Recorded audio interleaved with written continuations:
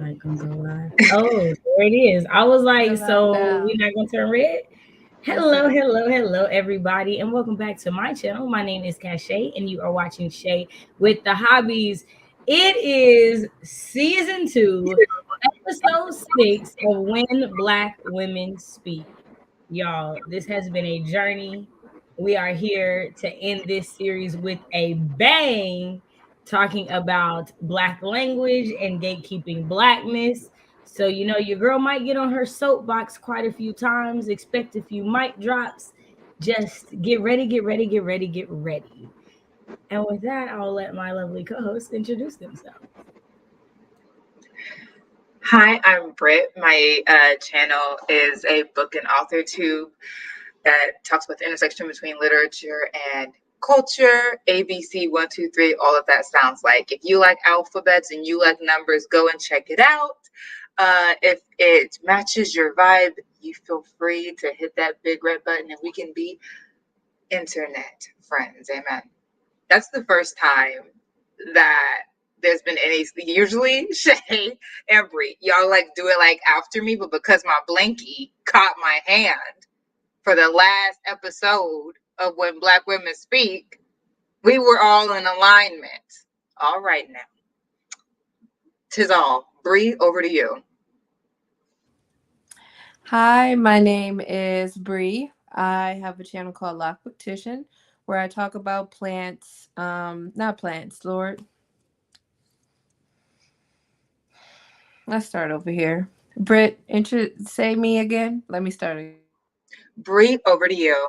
Okay. So, hi, my name is Bree. I have a channel called Lockbooktition where I talk about books in various different ways.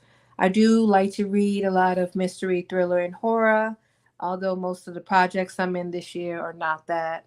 So, I have to really slide it in. I also have a channel called Lock Plantition where I talk about plants and give plant tips, and things like that. I'm not sure what I do the most. I'm just gonna say I do stuff on the internet, and just leave that as that. And that's that on period. All right, you guys. So today's conversation came out of quite a few different Twitter threads and Instagram threads. And so your girl actually wants to go ahead and open that up so that we can look at a few of those before we get too deep into anything. Okay, is the site muted? Okay, it's muted. I just want to make sure we didn't just start talking out of nowhere. So before we get into that, let's say hi to everybody, put the first question up, and then we'll go through the different threads. So we got Vina in here. Hello, it is so good to see you. Thank you so much for being here. We appreciate you. Alicia, hola, it's nice to see you. Don't think I've seen you in here for one of these conversations before. So excited to have you here tonight. And it's Ulysses, right? Ulysses. Yes. Hey. How are you, love? It's good to see you. Hope you are having a fantastic Monday. Dejana, y'all. Me and Dejana was live earlier, getting some writing done. Your girl got some words in. Hallelujah. Thank you, Jesus. Amen. Because she ain't been writing as much as she been needing to. So, got it taken care of. Bethany, hello, lovely humans. Hello to you too. Hope you are having a great Monday evening. And last but certainly not least, the lovely, amazing Deidre of Shade Tree Reads. We love her. One half of the Sicky Stackhouse read along and one half of the Now That's What I Call Black Love channel. Love to see you here. Okay, y'all. So I got this up, but did I click on any of the links that was in the description box? No, I surely did not. Why? Because I was just moving slow. So let's just open these. Because what am I going to do? Share the tab. I need y'all to act like y'all got some sense and don't try to embarrass me today. That's what I need y'all to do. Sorry, I had to talk to these dogs. Okay. I felt like they were shooting just now. Here's the thing. Titan don't like to leave Cleo alone, and Cleo is about that life. She will bite him, and he just gonna have to deal with it. So you just better leave her alone. Like Cleo is definitely a run up, get done up type young lady, and No, not run up. takes after her mama. Is all I'm saying. All right, so Run up. what has your relationship with Black linguistics, or AAVE as it is now commonly referred to? Because, bro, I remember when I first heard that term, I was like, oh, what's all these letters? But what has your relationship with Black linguistics, AAVE, been like?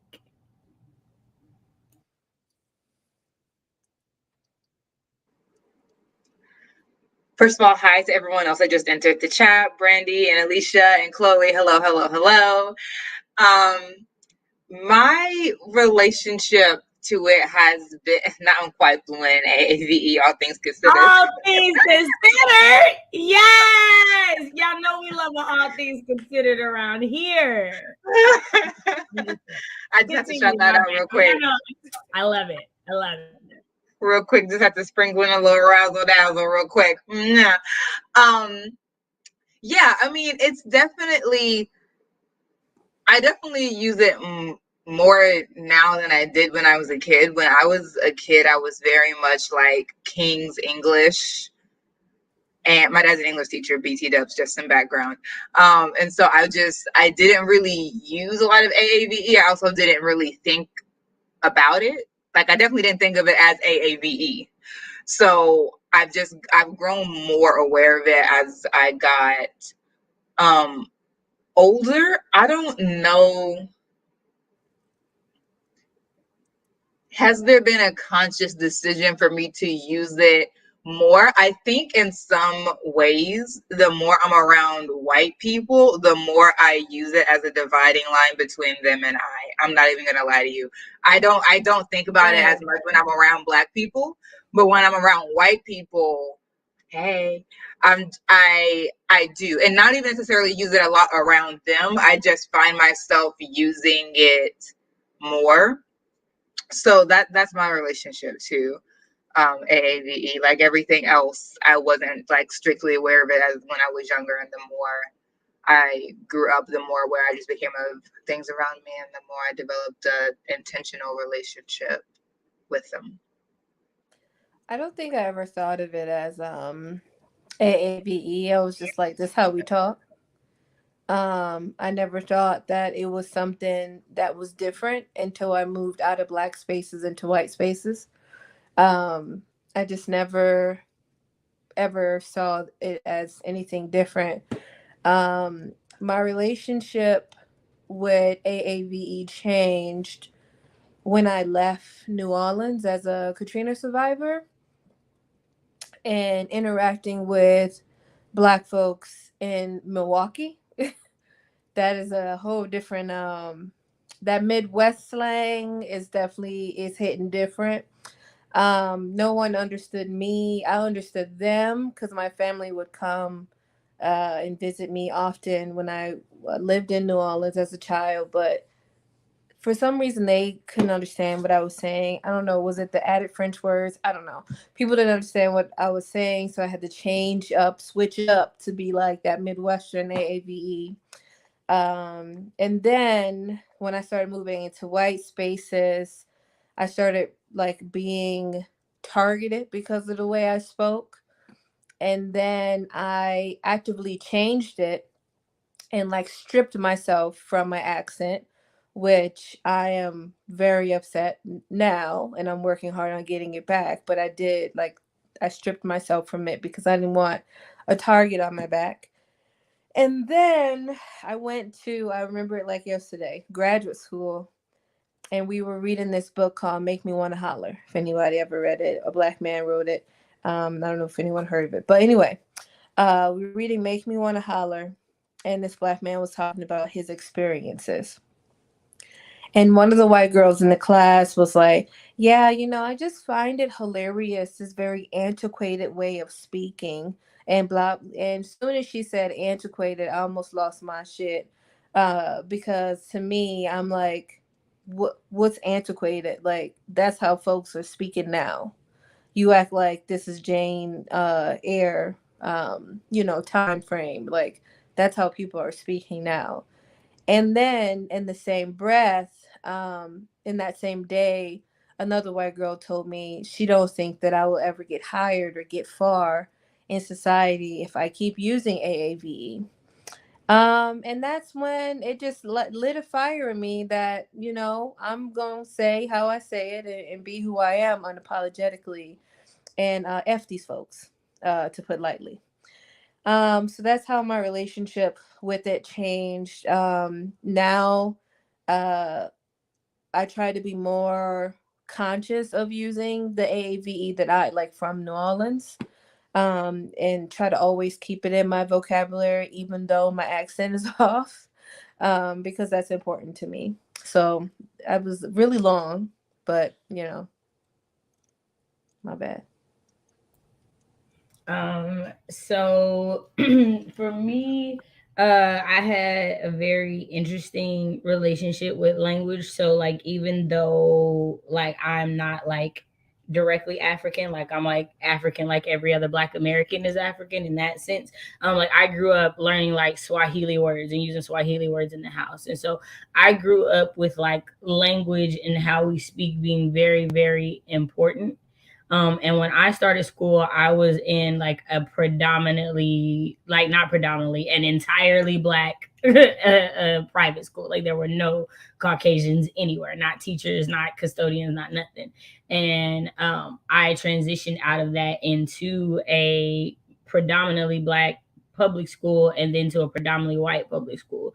And so even within these time frames, even like before my grandmother started homeschooling us, she would still very much have like lessons and things in the home. So like there was always a you speak this way in front of white people, you speak this way at home. That has just always been a thing, right? You act this way in front of white people, you act this way at home. Like there's things that you can see and you can notice in front of white people, but you don't say it till we get home and we can talk about it, like type of deal. And so code switching was always like very, very big for me. But also because out of my siblings and in the house I grew up in, I was the first one to go to a predominantly white school and everyone else stayed at predominantly black schools.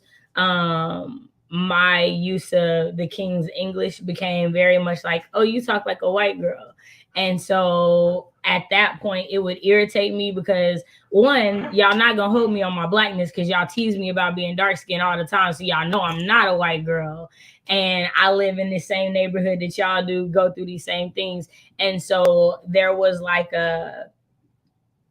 I'm going to not code switch like time in my life. Like I just wasn't going to code switch for anybody because you're not gonna like push me in this category.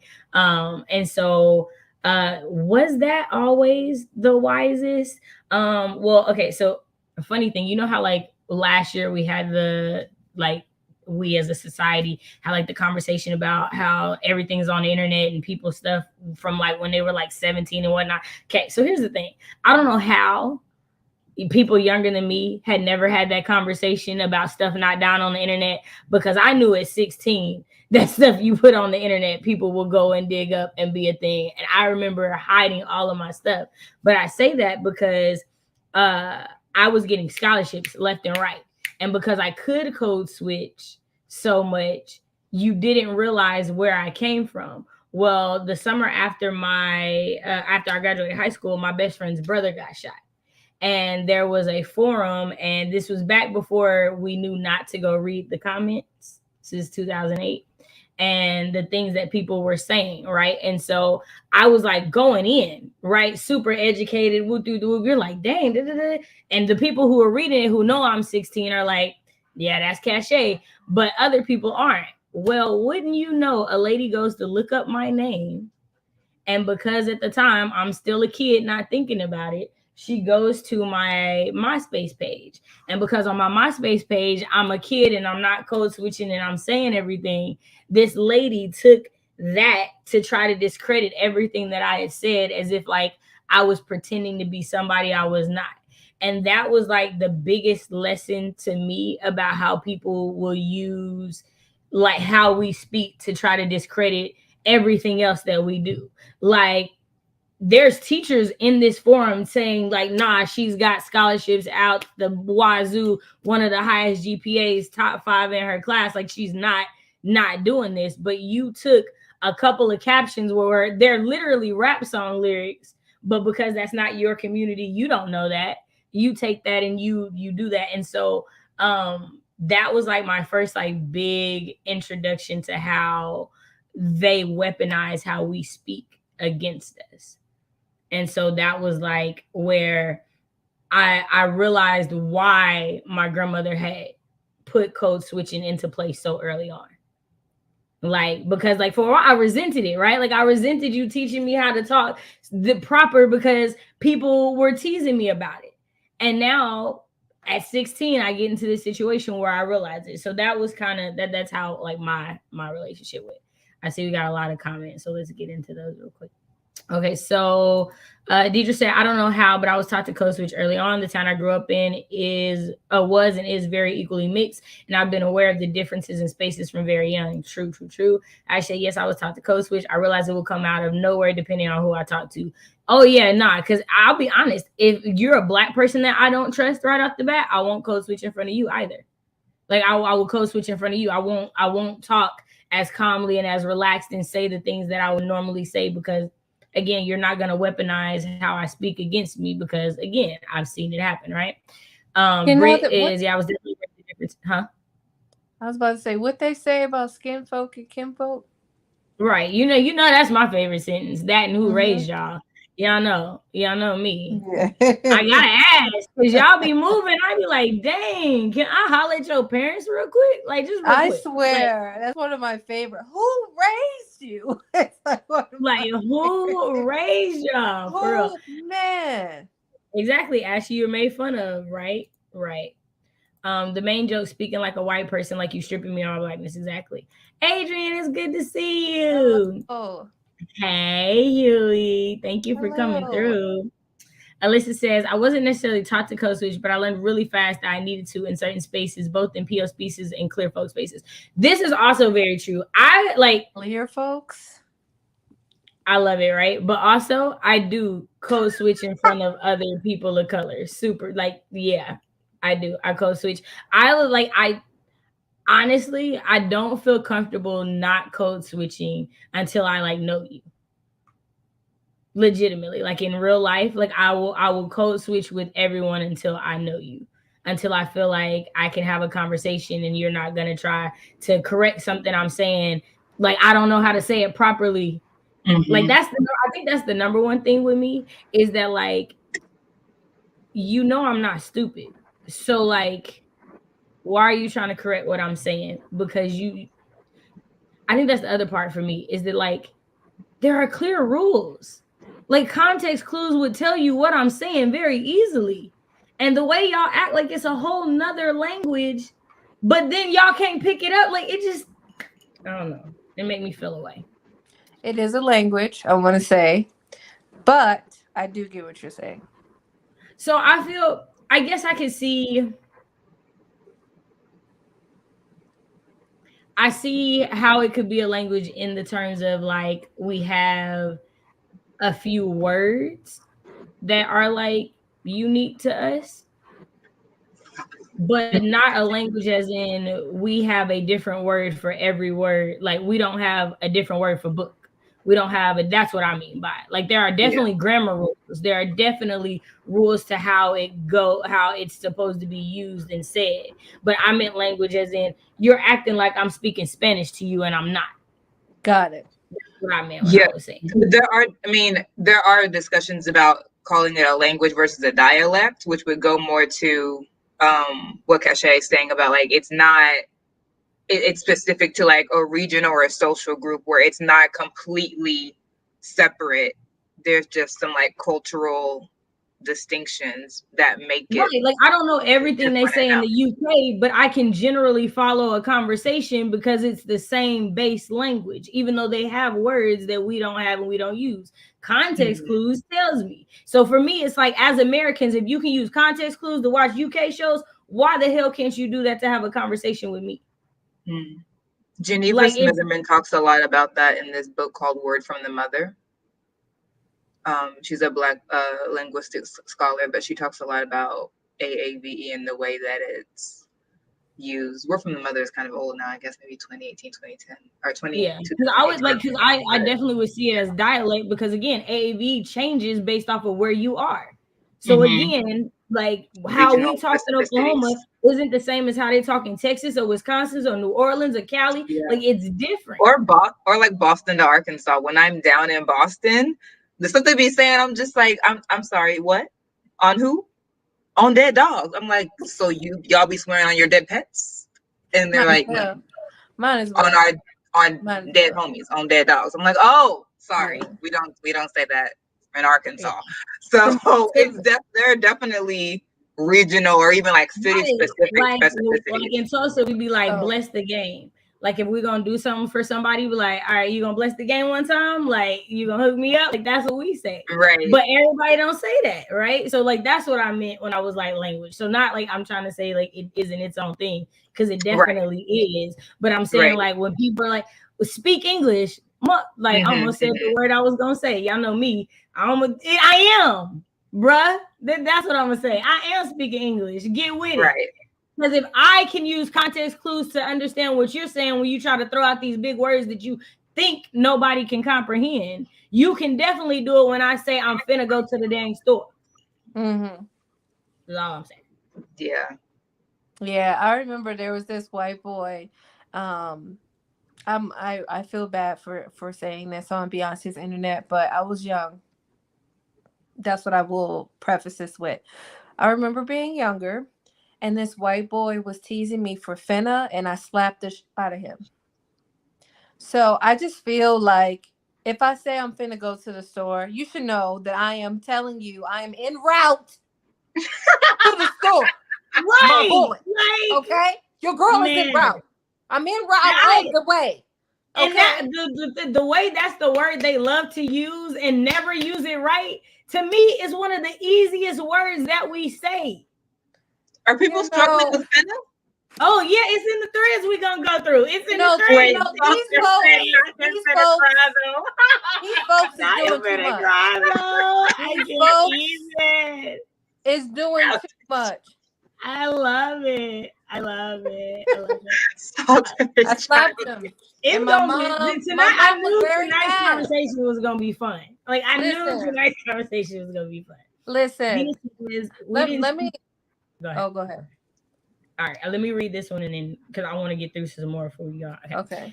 Venus said, we didn't speak AAVE because my parents are from the Caribbean, so we had other challenges when it came to language and accents, and my grandma was one of those Queen's English folks. Got it. Yes, we love the clear folks.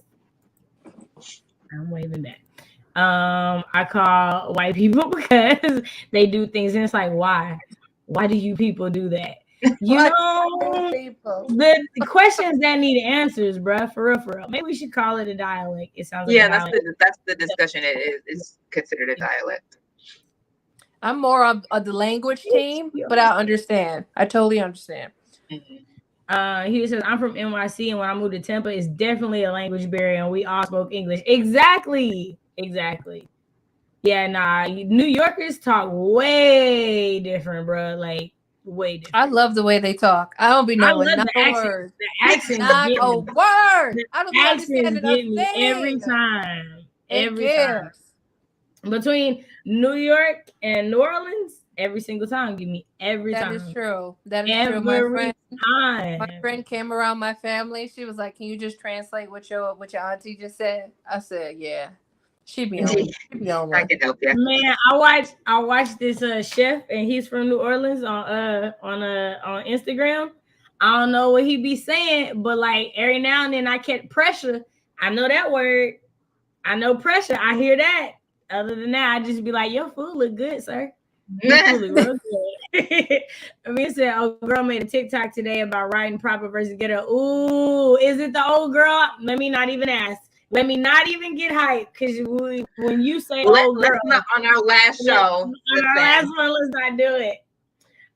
Adrian said, my mother was very clear as to how she wanted us to speak. You are to speak properly, and did not want us to curse. She doesn't like foul language and didn't use it. Yeah, no, my grandma definitely had like My grandma has she had a hierarchy for curse words. So like there were some that she never said, but there were some that she like passed out like the mugs was candy. Oh, She had, not Dorothy. she did. She had a little threshold. No, I do hate how that word is being used. Right? How do you not understand finna? Wait, I want what word is being used? How is finna being used? Okay, hold on. I Let me didn't know get to that it was what it being is. abused. Let's see. Where's the one that's like? Hold on. Which one? I saw. Oh, it's I in the thread. saw. Don't let me distract you. Let's get to the comments. It's the Oh, last one sorry. anyway. Okay. Okay.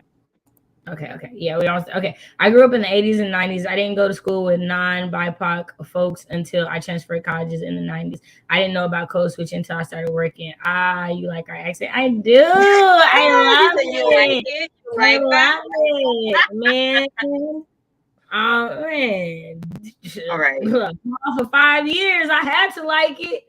Girl, had to like this Listen, let night. me tell you this. There was a girl, right?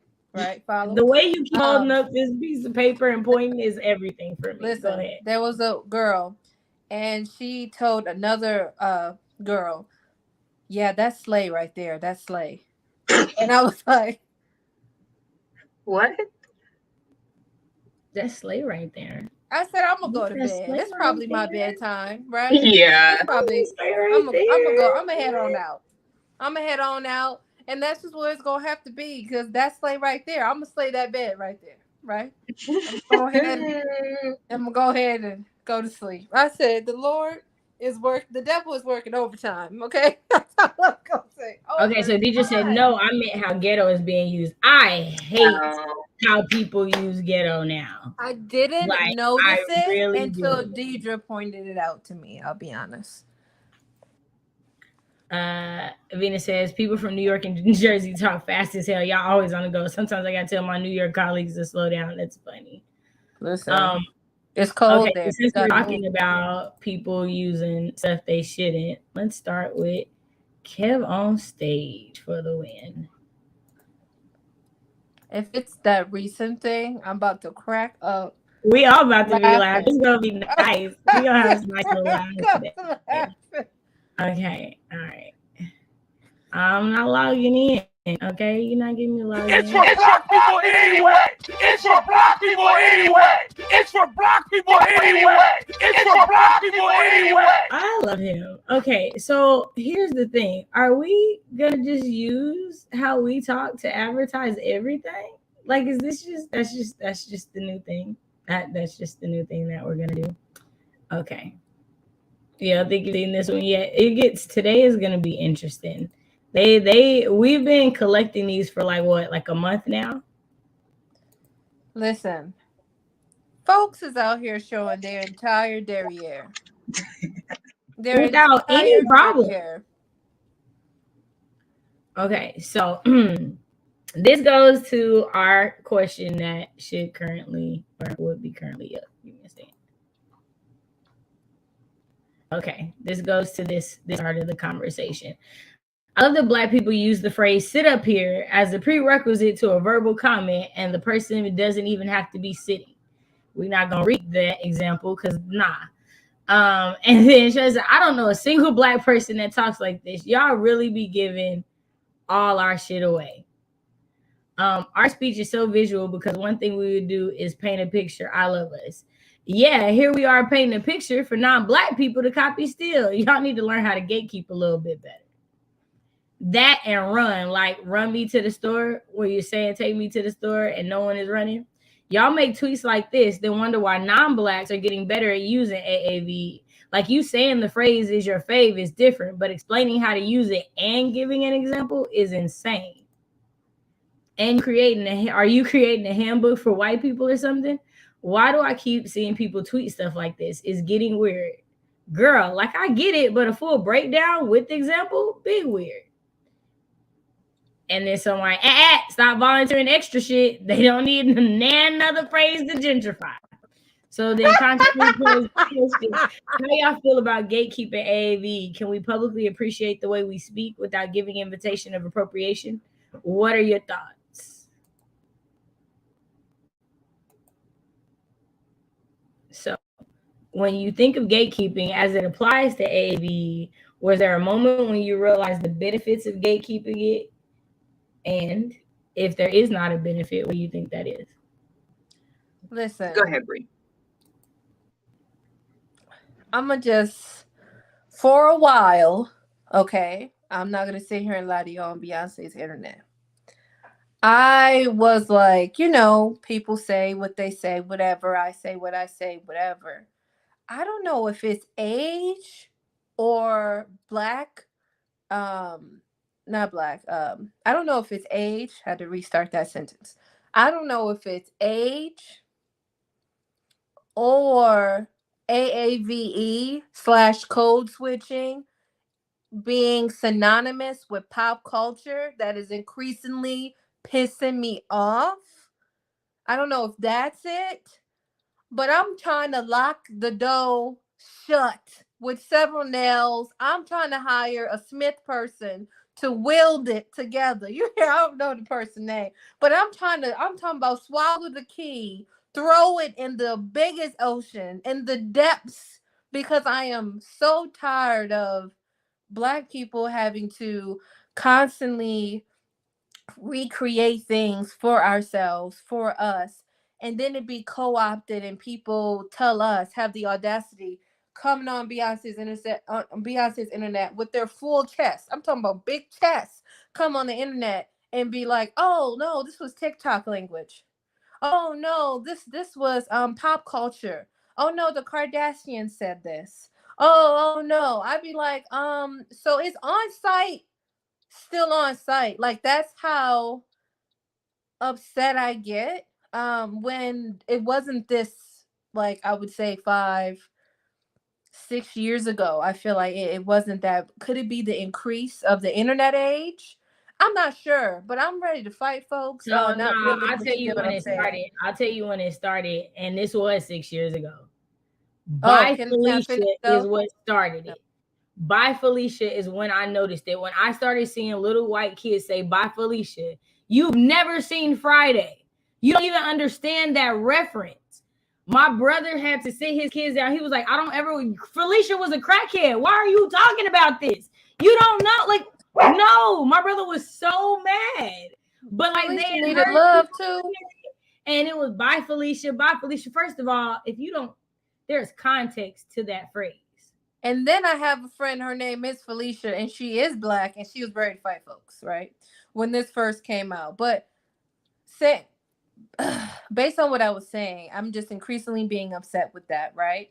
And then when I think about it, not like AAVE, the gatekeeping of it not being beneficial, it's to folks who have a genuine, like, not what am I trying to say? I can't say words. To Black people out there who didn't grow up like, I would say like me and Shay in the hood, essentially. So it's like, didn't have access to AAVE in that way. I would say. And I feel like that is kind of harsh. Not kind of harsh. To me, I do think it's harsh that, these people who want to go in these communities and didn't have access to these communities and want to reclaim some things, um if we shut the door completely, we shut it down to them, because then they won't have access to things. So that is something I think about. But I also I think about the skin folk and kinfolk thing. So then I just feel really conflicted about the situation. wait, wait, What I'm wait. Shay, saying. pick me next as the representative from Okay, the tag, non-white tag, celebrity tag, community. tag, tag, tag, Tag you in there. me in. Make friends. Am I getting beat up? No, we're tagging in because we were both trying to speak, and I was like, "Wait, pick me first." Me. Yes, me. Because I was trying to understand what you were saying when you were like, if we shut the door, hire a locksmith, throw away the key into the Atlantic Ocean, and can't nobody get to it, people who are already inside, then where does that leave people who didn't grow up in majority Black communities where AAV is spoken more often? Is that what you were saying?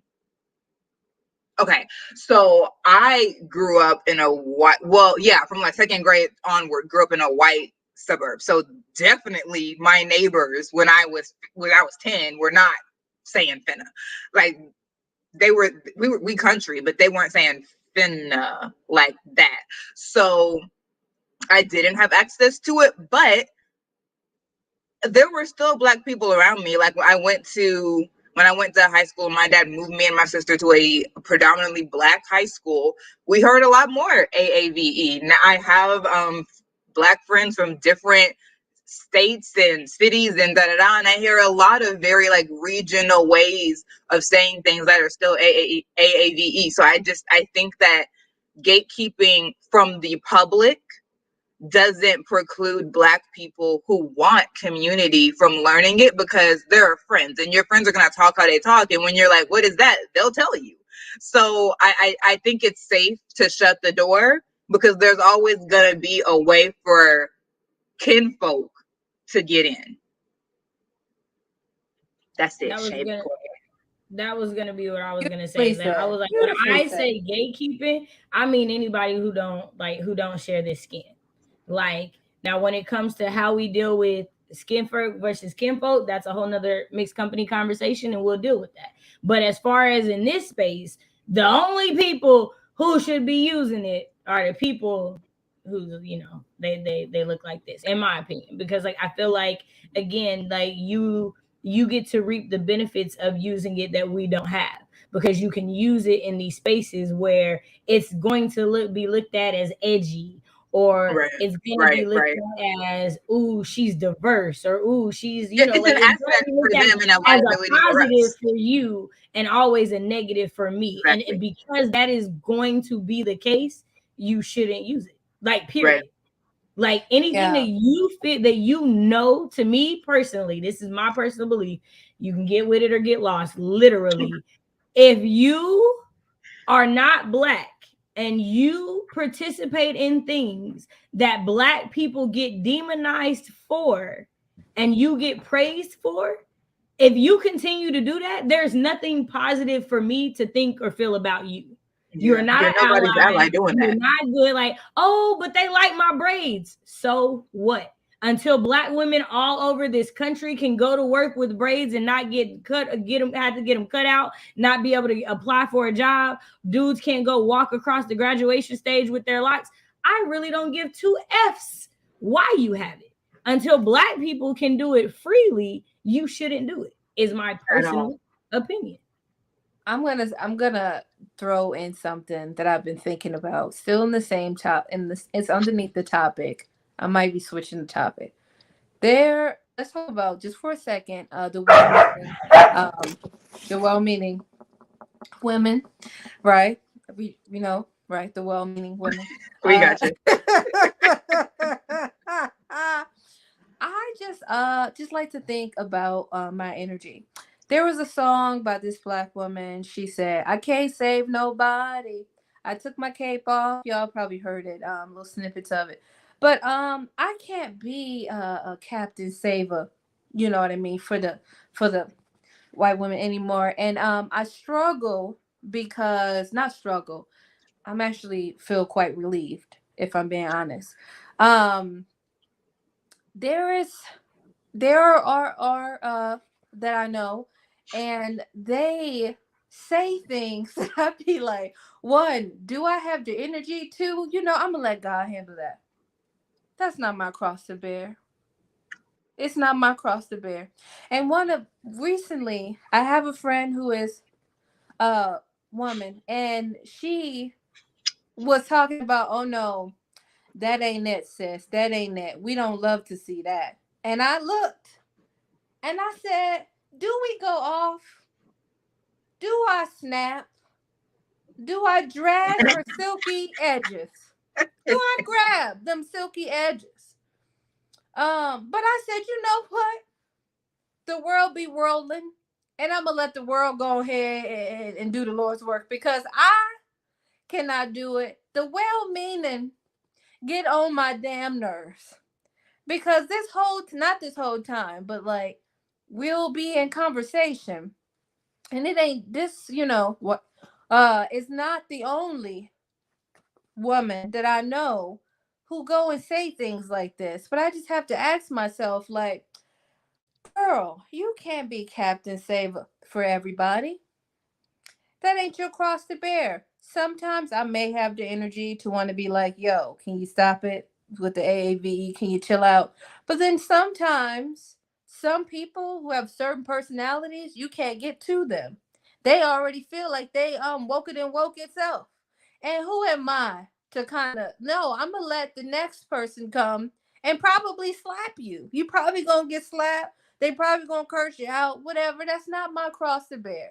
I just want to know, I just want them to know, even if you're watching, when it happens, not if, when it happens and you get red for filth, don't call me and tell me why did I not tell you.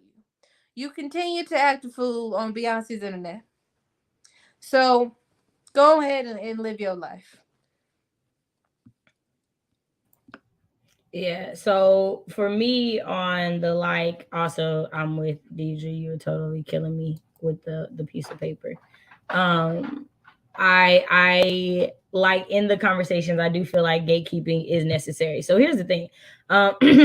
Uh I didn't do my intro, but just remember that I, like everything on my channel, is Black with the big B. That's the preface before this.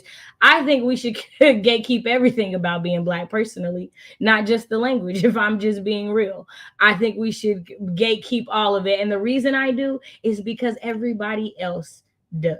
We are the only group of people who do not gatekeep our culture. And our culture has been, I want to say, is the word commodified? Is that the word I want to use? I feel like that's what's been happening. And for me, it's like we're not the ones getting paid off of it. And I just personally am not okay with that. So for me, Still not getting our reparations. when I think about it, is there a moment that I realized, yeah, I was like, yeah, the moment was when I realized how much money is being made off of Blackness that isn't going to Blackness. The number of fashion shows that use Blackness but don't give money to Blackness. The ways in which we were supposed to be excited about, was it Ralph Lauren's little HBCU collection deal? And it's like, but bruh, like HBCUs have been around since the early 1900s. Like you could have been and done this. No, But it's I because thought there's you a wave of HBCUs. You know, we got Deion Sanders working at HBCUs now. We got people like, oh, this is a whole nother way of life. We got Mackenzie Scott, like HBCU, HBCU, HBCU. So now it looks good to give to Black people. It looks good. And why? Because it's cool right now. But didn't you know?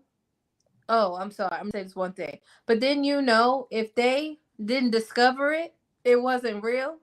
Man, all I'm gonna say is I'm like any pink Black girls. I was Black back before it was even in style.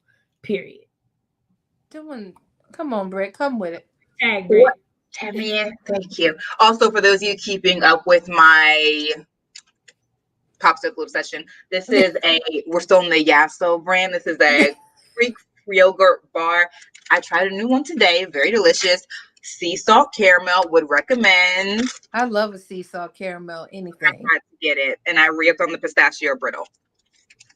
Just for you keeping up, it's the last one. I just had to keep y'all well abreast. Yes. Okay. So, but what I was going to say was, also it matches my hair and my glasses and my earrings, but that's not important to you. It is to me. But anyway, so I think that we Whitley, also, ladies and gentlemen. Whitley, ladies and gentlemen. how are you doing? If this is your first time meeting me, you're welcome. And I'm sorry it took so long. So I think that as we are calling the palm colored people to the carpet, we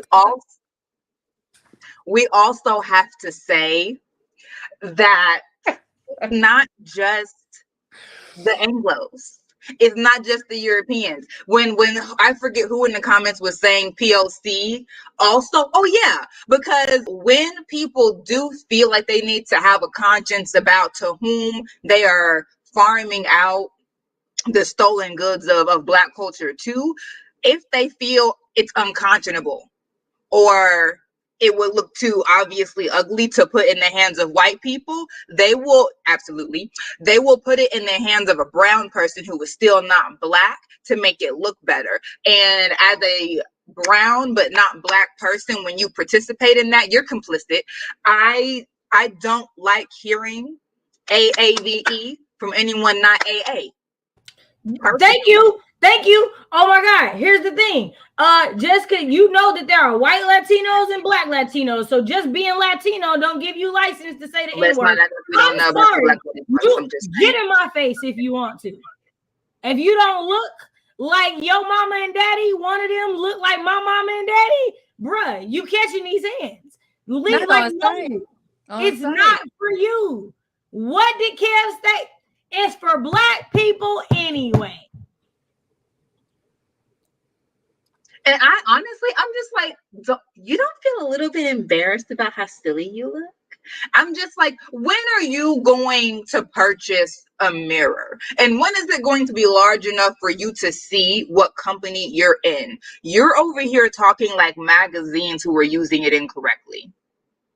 You're over here talking like Kardashians who are in equal parts some ridiculous, blown up, dramatized American dream and also the butt of half the jokes that we tell in pop culture. Why are you aspiring to that? Like, it's just, it doesn't make any sense to me, the company these people keep when they're saying AAVE without any black people around. And I'm just like, if you wanted to tell me that your politics are performative, you only needed to say that one sentence.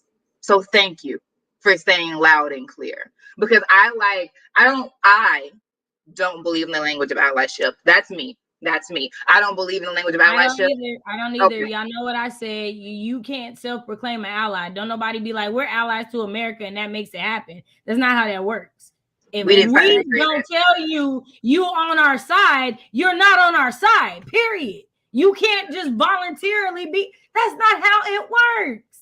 That's another reason why I get mad when y'all use words and don't know the definitions and don't know how they're used. Because if you knew what an ally was, you wouldn't call yourself one. I just want to say the Sun is a paid actor. I mean, it's giving you what you need. I'm just saying that God filter is like, come on now. I'm just saying this Sun is a paid actor, and I hate it here. It's okay. You hate it here. You look good though. We need to get you a sun hat. It do. Your locks is popping. The cheekbones. You look good. It's got a natural. It's giving natural highlight. But to finish my statement, I think that people, and this is sort of implied in a question later, but people really be acting like AAVE is just language, and it really, like the quote that Denzel said, or Denzel as he claims it is, honey, it's Denzel. He said it's Denzel. He said it's Denzel. Oh, you ain't seen that? He was like, yeah, no, my dad is Denzel and I'm Denzel Jr. But like, honey, you Denzel. I'm so sorry. When Mario be like, it's Mario. Okay, sir, chill out. Right. You're locked in as we pronounce it. So I'm sorry. So is it Mario, like, because it's short for, like, Mario is a shortened version? Because I could see it being that way. No, he be Mario. Because I do know somebody whose name is literally Shamario. That's literally his name. I don't think so. That's why I was asking. Is that why? I don't think it's short. I think he just out here Mario. He's just being different. No, you're locked into Mario. You're locked into Denzel. We're not calling Beyonce. Like, it's Beyonce, bro. Chill out. As Denzel said, it's not about color. It's about culture. And culture, as in the same way that it supersedes color and covers color under it, so it covers dress, so it colors hair, so it colors language, so it colors everything that is distinct about being Black. And if you argue, especially as a non-Black person, if you felt yourself, let's just do some on the spot screening. I'm a big fan of screening people. Let's just do a little soft screen. If after what I said, you are not a Black person and you feel yourself trying to contradict me, you're nobody's ally. That's just a little quick screen. Hello. But it's not just language. So when people are using it and saying, oh, it's not a big deal, or it's just a TikTok thing, that's a sign that you shouldn't be using it, because you don't know the history of it. You don't know how it's developed. You don't know the consequences that have been and still do go along with using AAV in certain spaces. You don't know the conversations that are going on about linguistic racism. Like, you are not You are not participant in the solution to the problem. You are just exacerbating it in ridiculous ways and getting paid for it. Even if we didn't start the calculator with reparations, even if we didn't start in the 19th century, if you started paying Black people now for the amount of money that's been made off of AAVE, you still owe us coin. That's the end of my TED Talk for now. Please carry on with the order of the program. Let the church say yeah. I'm just saying. We know who should use AAV versus who wants to, but it won't be natural to them. That's another thing, right? Because we also know when there are people who grew up around AAV because you use it properly, and we don't even think twice when we hear it. Right. There's a difference. Go ahead. I also need. I'm trying to figure out if this is a mixed company thing. Lean on the gatekeeping. Well, you know, I'm gonna say, yeah, no, it is. If you say it, I'm like, yeah, no, we'll talk about that. Okay. Behind closed doors. I just need folks that look like me to stop giving their white people that look like me friends passes to say these words.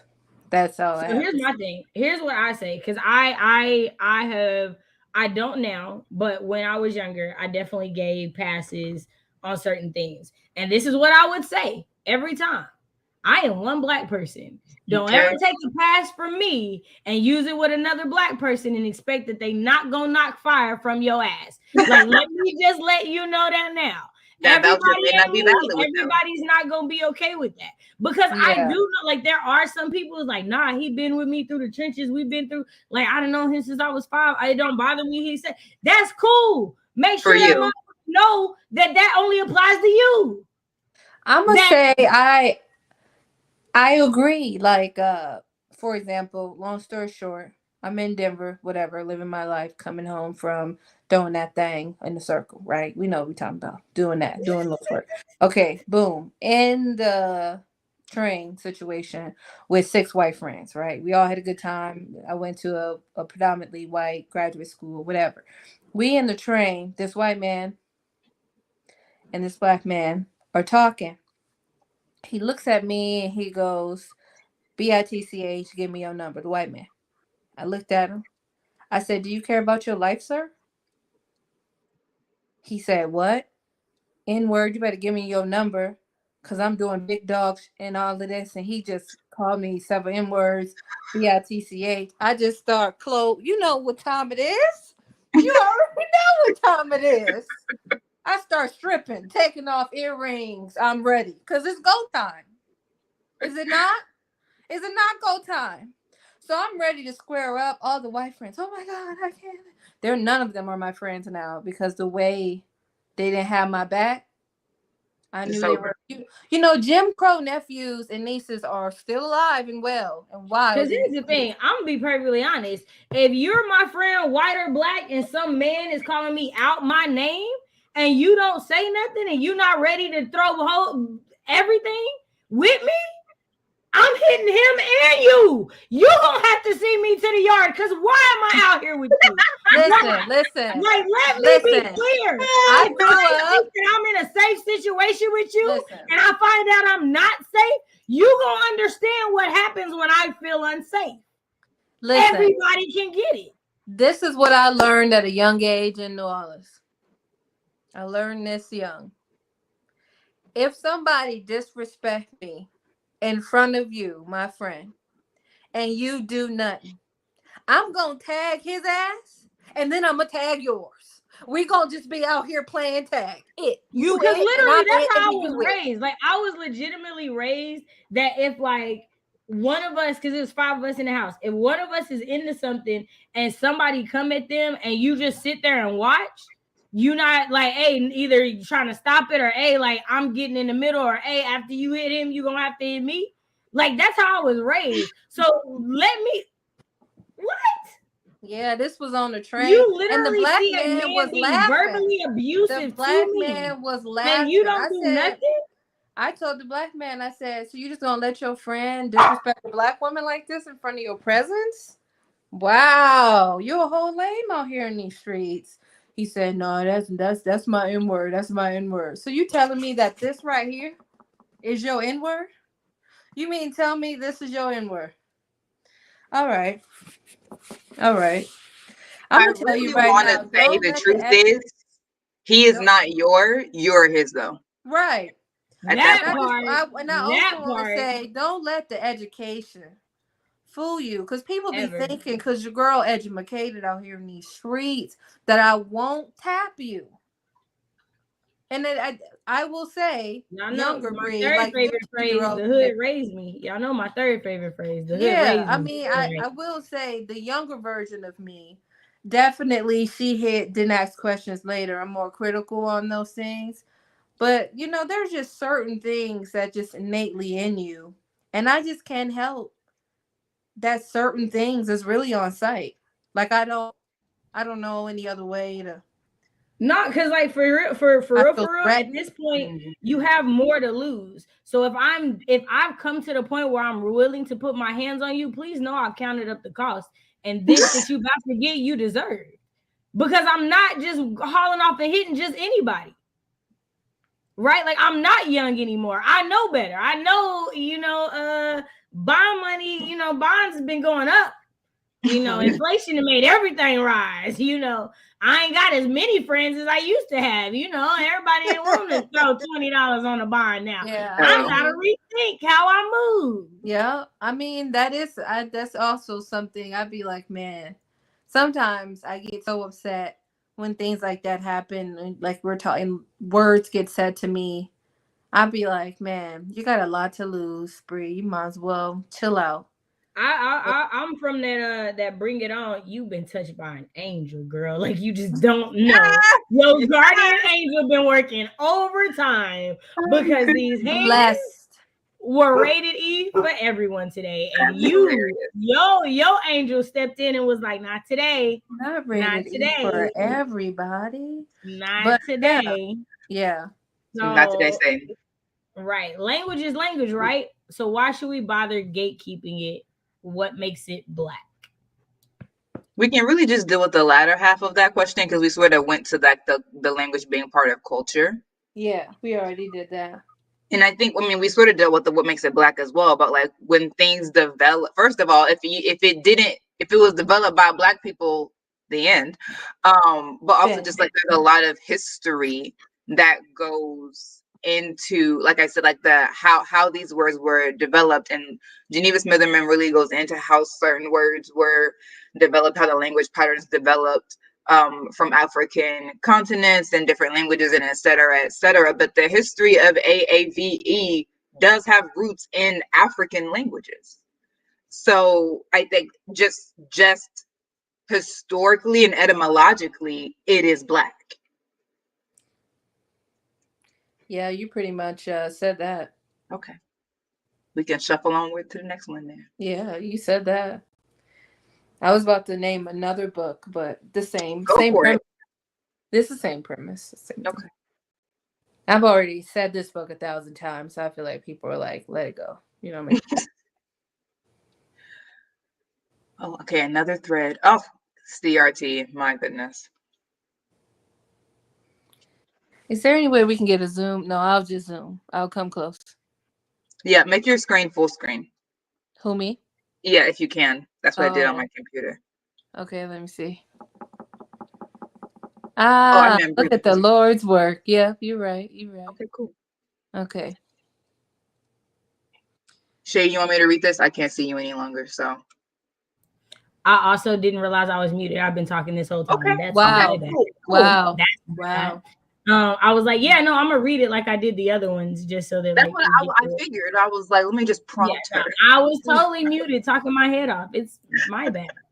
Think it's telling that 3 of the top issues, cancel culture, quote unquote, wokeness, and CRT, all stem from Black communal, online, or academic discourses that got co opted and then caricatured as they traveled across the political spectrum. In my opinion, the most egregious of these co options is woke. Woke is/was used in the Black community to convey the need to be social aware in order to at least safely navigate, at most dismantle oppressive systems, ideas, etc. An analogy would be like seeing the code in the matrix. Woke was also used in the Black community as spiritual, cosmological, or metaphysical discourse. Could be anything from spiritual awakening, aligning your chakras, seeing through earthly lies to reach divine truth, or much more charged discourse like not praying to white Jesus. Though I'm sure it happened to some extent in academia, my best guess is that the co-option of woke started when the online attention economy from liberal journalists. I don't use the term liberal as a pejorative here, who go to Black Twitter for content. I'd argue that it was there that woke started to transform into something that was more akin to virtue signaling. Once that happened, I think the right had a field day. Now you have folks connecting wokeness to Marx or Kant, election losses, saying it's as bad as white supremacy, and a host of other things that are pretty absurd when you consider the term's origin and Black common usage. To be candid, I don't know if folks connecting woke to Marx or Kant or whoever are being deliberately anti-Black, or if they are hyper intellectualizing, or if they are just trying to imbue it with connotations that can spark more disgust. Whatever the reason, it is exhaustingly absurd. And then he has the Black core of the culture war. Okay, so thoughts. I definitely don't. And I don't know if I just have not read those books, but, and I almost said y'all know, but maybe you don't know if you're new to me. I am not academia's biggest fan, so you're not going to catch me just going to bat for academia just randomly, but I don't know that I would say that academia began the co-optation of wokeness. I would like I didn't think hear. he said academia. He said journalist. Oh, okay. I thought he said if I had to guess, I thought that I would think that this happened in academia, much like journalists going to Black Twitter for content. I thought he was meaning for CRT. So Okay. let me go back to it and see what. Oh, so he's saying he's sure that like it happened in academia with CRT, like the way that this has happened with woke. Okay. That's what I got from it. That's what I got from it.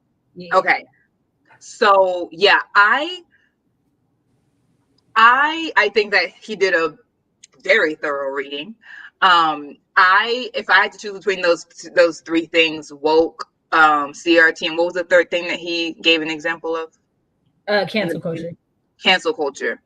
I would say that CRT is the most egregious and concerning right now.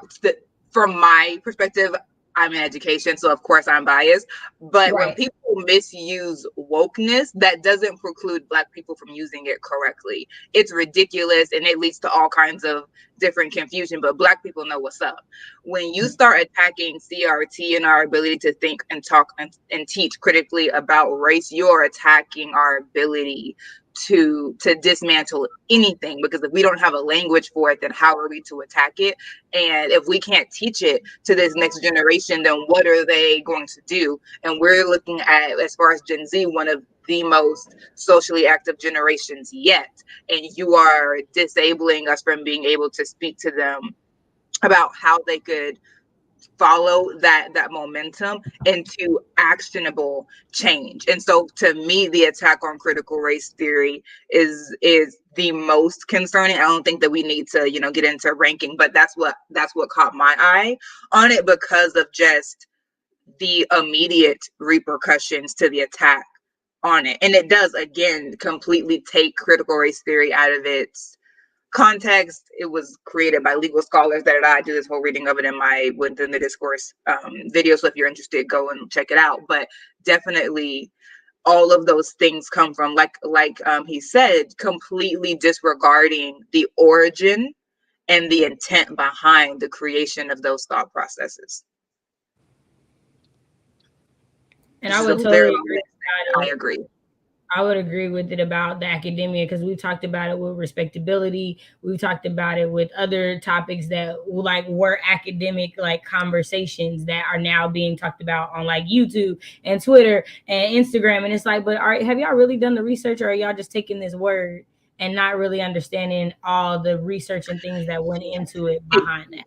That part. I thought that he was saying that academia co-opted wokeness, and I was like, I didn't see that No, I happen. think Maybe it's like the things that are like how CRT is a completely different conversation than what's actually being banned in schools. right. Like it's not the same. Exactly.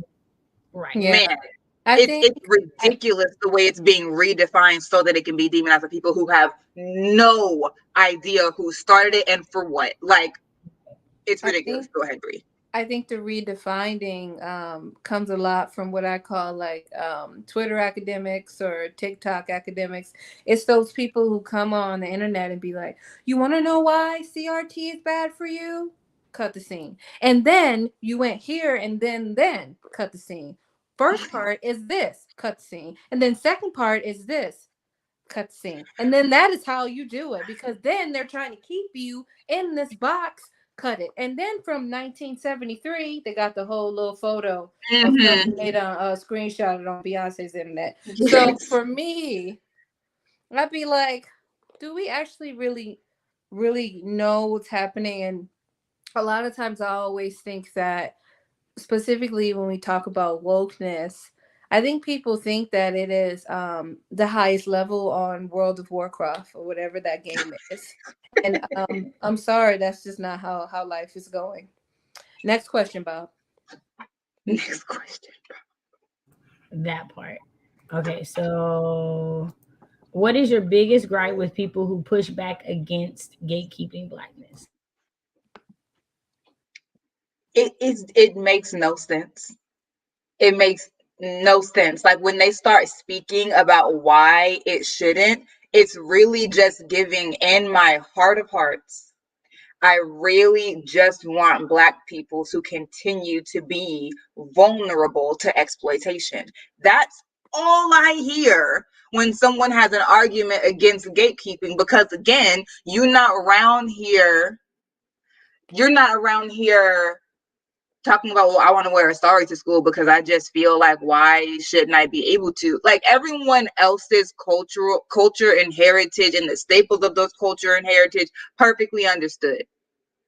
But when it comes to Black people, and the other part is like, you're not acknowledging why you feel so comfortable exploiting Black people. Unless you can say, I have to wrestle with the fact that I really don't want you to gatekeep Blackness because this nation was built on exploiting Blackness. That's all I've ever known. And so when you bring up trying to keep it away from me, that's just something that's a really foreign idea, and I'm not sure how to react to it. So I impulsively just want to say no. But rarely are people being that self-reflective when they're pushing back against gatekeeping. They're just acting as if they have an inherent right to it without discussing why they feel a right to exploit an entire people group without calling it exploitation, which is part of the danger, is that, oh, I can just use it and it's not hurting anyone. It's just words. Okay, it's 2022. The year of our Lord and Savior. I feel like if we can all agree and know and acknowledge that sticks and stones can break my bones, but words will never hurt me is a lie of the enemy, then we should be able to also say that Black language is not just language and words are not just words. That's all I'm saying. Yep. Back to the question. I often think people who have a issue with gatekeeping, AAVE, I just think they have a creativity issue. Like also, it's like you can't Say find, that. you don't got Say any that. other words that you can come up. Like Black folks are like, gosh darn it, oh what up dude, Super Mario. We're not out here saying all those things. I mean, white We're people are here saying creating. that. What you say? White people are here saying that. Yeah, for Gotcha. sure. Yeah, okay. For sure. And I just feel like if you're not creative, just say that. One. Absolutely. And two, if you have some pushback against gatekeeping, I kind of want you to check your privilege at the door, Sit right? with yourself. And I also, some of those people be like, we just need to be just together and unified. That's not reality. You're clearly living in a delusion. And also in that delusion, you are not informed about equity. So if you think that we can just be this unified kumbaya situation and equity is not even brought to the table, how? And it's delusional. Right. Right. And co-optation and unity are not the same thing. We can't. If you have to be able to exploit me to be unified with me, then you're not after unity. You are after hierarchy. We already have that. But again, people just throwing out these words. I think virtue signaling is a great word for that. Just throwing out words that sound good, and you don't have any framework for how that would be instituted in an equitable way. Because in what world do you have to be able to use Black language for us to be unified? Was that what was happening in the 60s and the 20s? People saying we need to be able to integrate Black language so we can have human rights. Was that ever a hill that Black people died on? So why are you trying to make this little anthill a hill now as a Wahite tribe member? Please. Going back to Shay earlier thing when you were saying that it is not a far leap to be like, I can understand AAVE from context clues. Let's ride with that. I'm trying to figure out a way to say this because it was in my mind. It's like, it brings me back to like literature and books that we read, that we clearly have to ask ourselves, who was the audience here? Was it these folks or was it us? And then a lot of the critique we get is, oh, we didn't want to do it this way, or it had to be, for the gays. And I'm just like, so you telling me that person reading Finna is about to be confused about that if you make it a little bit more relatable? It's just those, when we talk about language, I'm just constantly thinking like, it's not a far leap. And if it's not a far leap, why do we put so many barriers on when it can and cannot be used in literature? I know why, but just something to think about. Right. Like if it wasn't such a big deal and it wasn't such a different thing, then why is it that we can't talk like this at work? Why is it like there's definitely a difference there, right? I totally agree with that. So on that note, we got the lovely first Black student body president of Yale University and the messages he be dropping on this exact thing. Okay. So apparently people need a video series on AAVE and why it's wrong to be a culture vulture that exploits it for clout. And this is a follow-up to 3 other videos I made on Aquafina, Bretman Rock, and Landon Romano specifically, but touches on an issue that hundreds of non-Black creators do every single day. So here we go. So AAVE is an acronym for African American Vernacular English, and it's a dialect of English that formed in the South amongst enslaved Black Americans, was passed down for generations, and moved throughout the country as we did. According to research from Oxford, its formation was first recorded all the way back in 1734. AAVE includes both grammatical structures and vocabulary, commonly mislabeled as slang, that both follow tradition and are constantly evolving. Those of us who grew up exposed to AAVE can intuitively tell when it's spoken right, spoken wrong, and spoken inauthentically. It's like if I moved to Sweden and started speaking Swedish, even for the rest of my life, no matter how hard I tried, native speakers would be able to tell that I didn't grow up speaking Swedish because they would have generations of cultural context that I don't have. And it's the same thing for AAVE, which is why we know when a lot of you guys are faking it or forcing it. 2, for centuries, Black people have been oppressed and demeaned for using AAVE. Like in schools, children are told that speaking AAVE isn't proper or legitimate. In 1979, a lawyer successfully sued the Ann Arbor School District because Black students were facing academic discrimination because they spoke AAVE. Even more recently, Rachel Gintel, who was giving a key testimony about Trayvon Martin's killing, was speaking in AAVE and subsequently had her testimony ignored and called not credible. According to a Stanford linguist, this was a factor in George Zimmerman's not guilty verdict. And third and last, while the difference in social standing between white and Black people seem very obvious to most of you, people of color also have very different and stratified racial experiences in the United States. By definition, non-Black people of color don't face anti-Blackness and don't deal with the legacies of slavery, Jim Crow, mass incarceration, and other forms of systemic oppression set up specifically against Black Americans in the same ways that we do. And yes, racism more generally affects all people of color, but we all have different histories, face different stereotypes, and are victims to different forms of discrimination.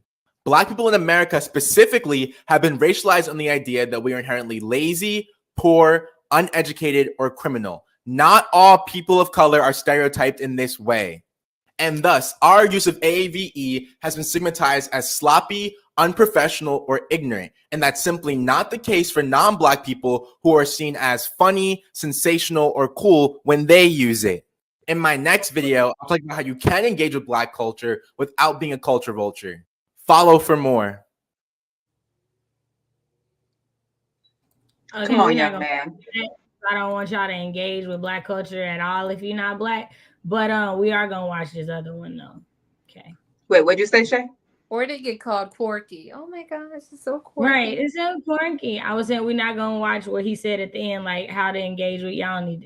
That part's not important. That's not on our curriculum. But that young man, right, deserves an honor. But this is what we're talking about other cultures being able to do it. And where's the volume? You're not gonna play the volume? Come on now. I didn't mute this tab, no. So it's on the whatchamacallit side. How do you turn the volume on this thing? Let's move this. There it is. And there we go. So last week I made a video that claimed that Bretman Rock was just one of many celebrities who exploited AAVE and other cultural contributions of Black Americans in his rise to fame. However, many users, especially ones that were not Black, were saying that I was wrong and that Bretman Rock was not using AAVE, but instead only using Hawaiian Pidgin and Filipino terms and pronunciations. Now, I will always say that in moments where my facts or my logic is wrong, I really do want people to comment and tell me because it does help me learn. However, this is not one of those moments. In this video, I'll be doubling, if not tripling down on my points and providing enough receipts to substantiate them to any rational person.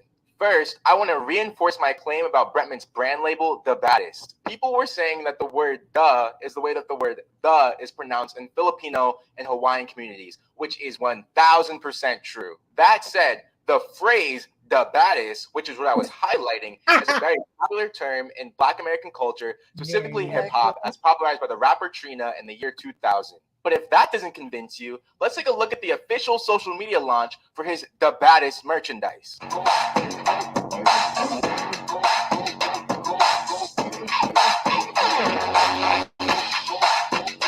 As you can see, he's surrounded by Black women, specifically pole dancing and throwing dollar bills on him. This is a common trope of Black American hip-hop culture, and the same aesthetic was used by artists like Ariana Grande, Iggy Azalea, and Miley Cyrus when trying to attach themselves to Black culture to seem edgy or cool. But that's not even my main piece of evidence, so let's move on. The following is a video compilation of Bretman Rock using terms that are undeniable. Okay, so pause before because I've seen this. So y'all know if you're not Black, don't say these words. Got you. Okay, I'm just reiterating before we continue.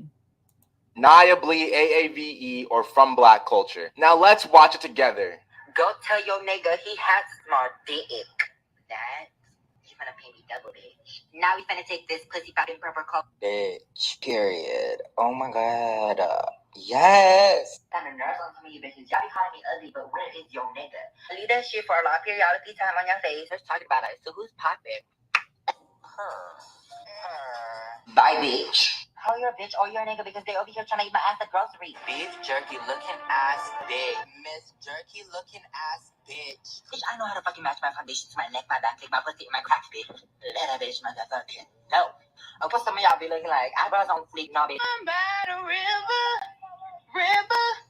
brick. I will form my motherfucking edges. Now, Bretman Rock may see himself as an ally to the Black community for other advocacy work he's done in the past.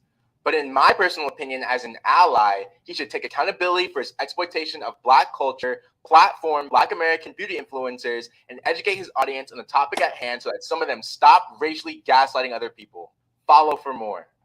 So last week I made a video that claimed that Bretman Rock was just one of many.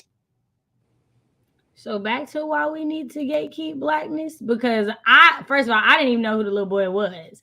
And I was like, y'all mean he done all this and y'all ain't said nothing? That's y'all what it is for me. Like, what's the confusion? Y'all ain't said nothing? I'm going to tell you right now, I do follow Bretman Rock on TikTok. I don't watch him that much. This is all shocking. And also not, well, this is all new. I won't lie to you and tell you this is shocking. And the reason why I don't think it's shocking is because I do think one of the communities, and if y'all come for me, y'all come for me. I just really stand by this wholeheartedly. One of the communities that really co-op and benefit heavily from AAVE, specifically the way Black women speak, is gay men. Come on. Okay. Come on. Let's say specifically gay white men or yes. gay non-Black men, I will say. Absolutely. Are we gonna watch him talk about Landon? We're gonna watch him talk about Landon? Is that what we're gonna because do?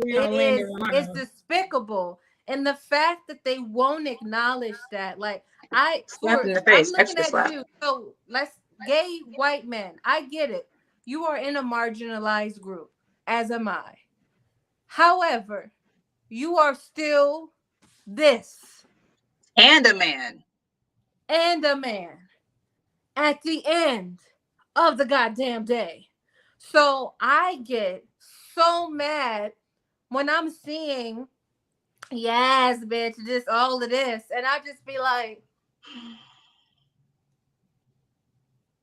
so we're not gonna acknowledge what you're doing? Like, just because you're gay don't mean you get a pass to use AAVE. That's not synonymous.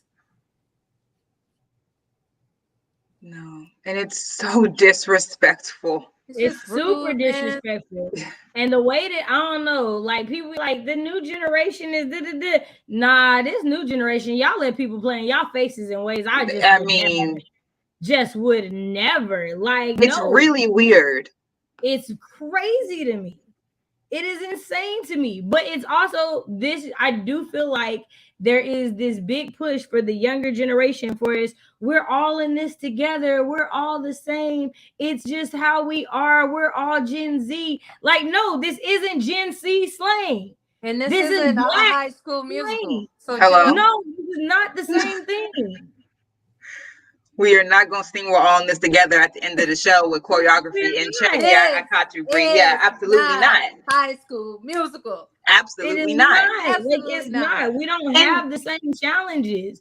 And I feel like when people push that, they don't realize, like, you're trying to convince us that we don't have the differences we do. And it doesn't serve anybody any good to do that. You included. Like, it's not helping you either. You got naive and ignorant Black kids having to walk into situations where they should have been prepared.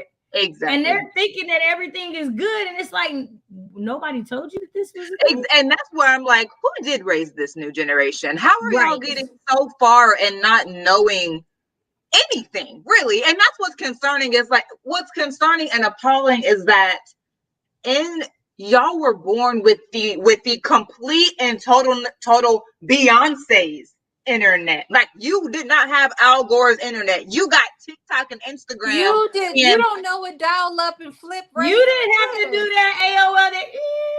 Right. I'm like, you can use your home phone and at the same time, no problem. So I'm just like, Nextel Insight.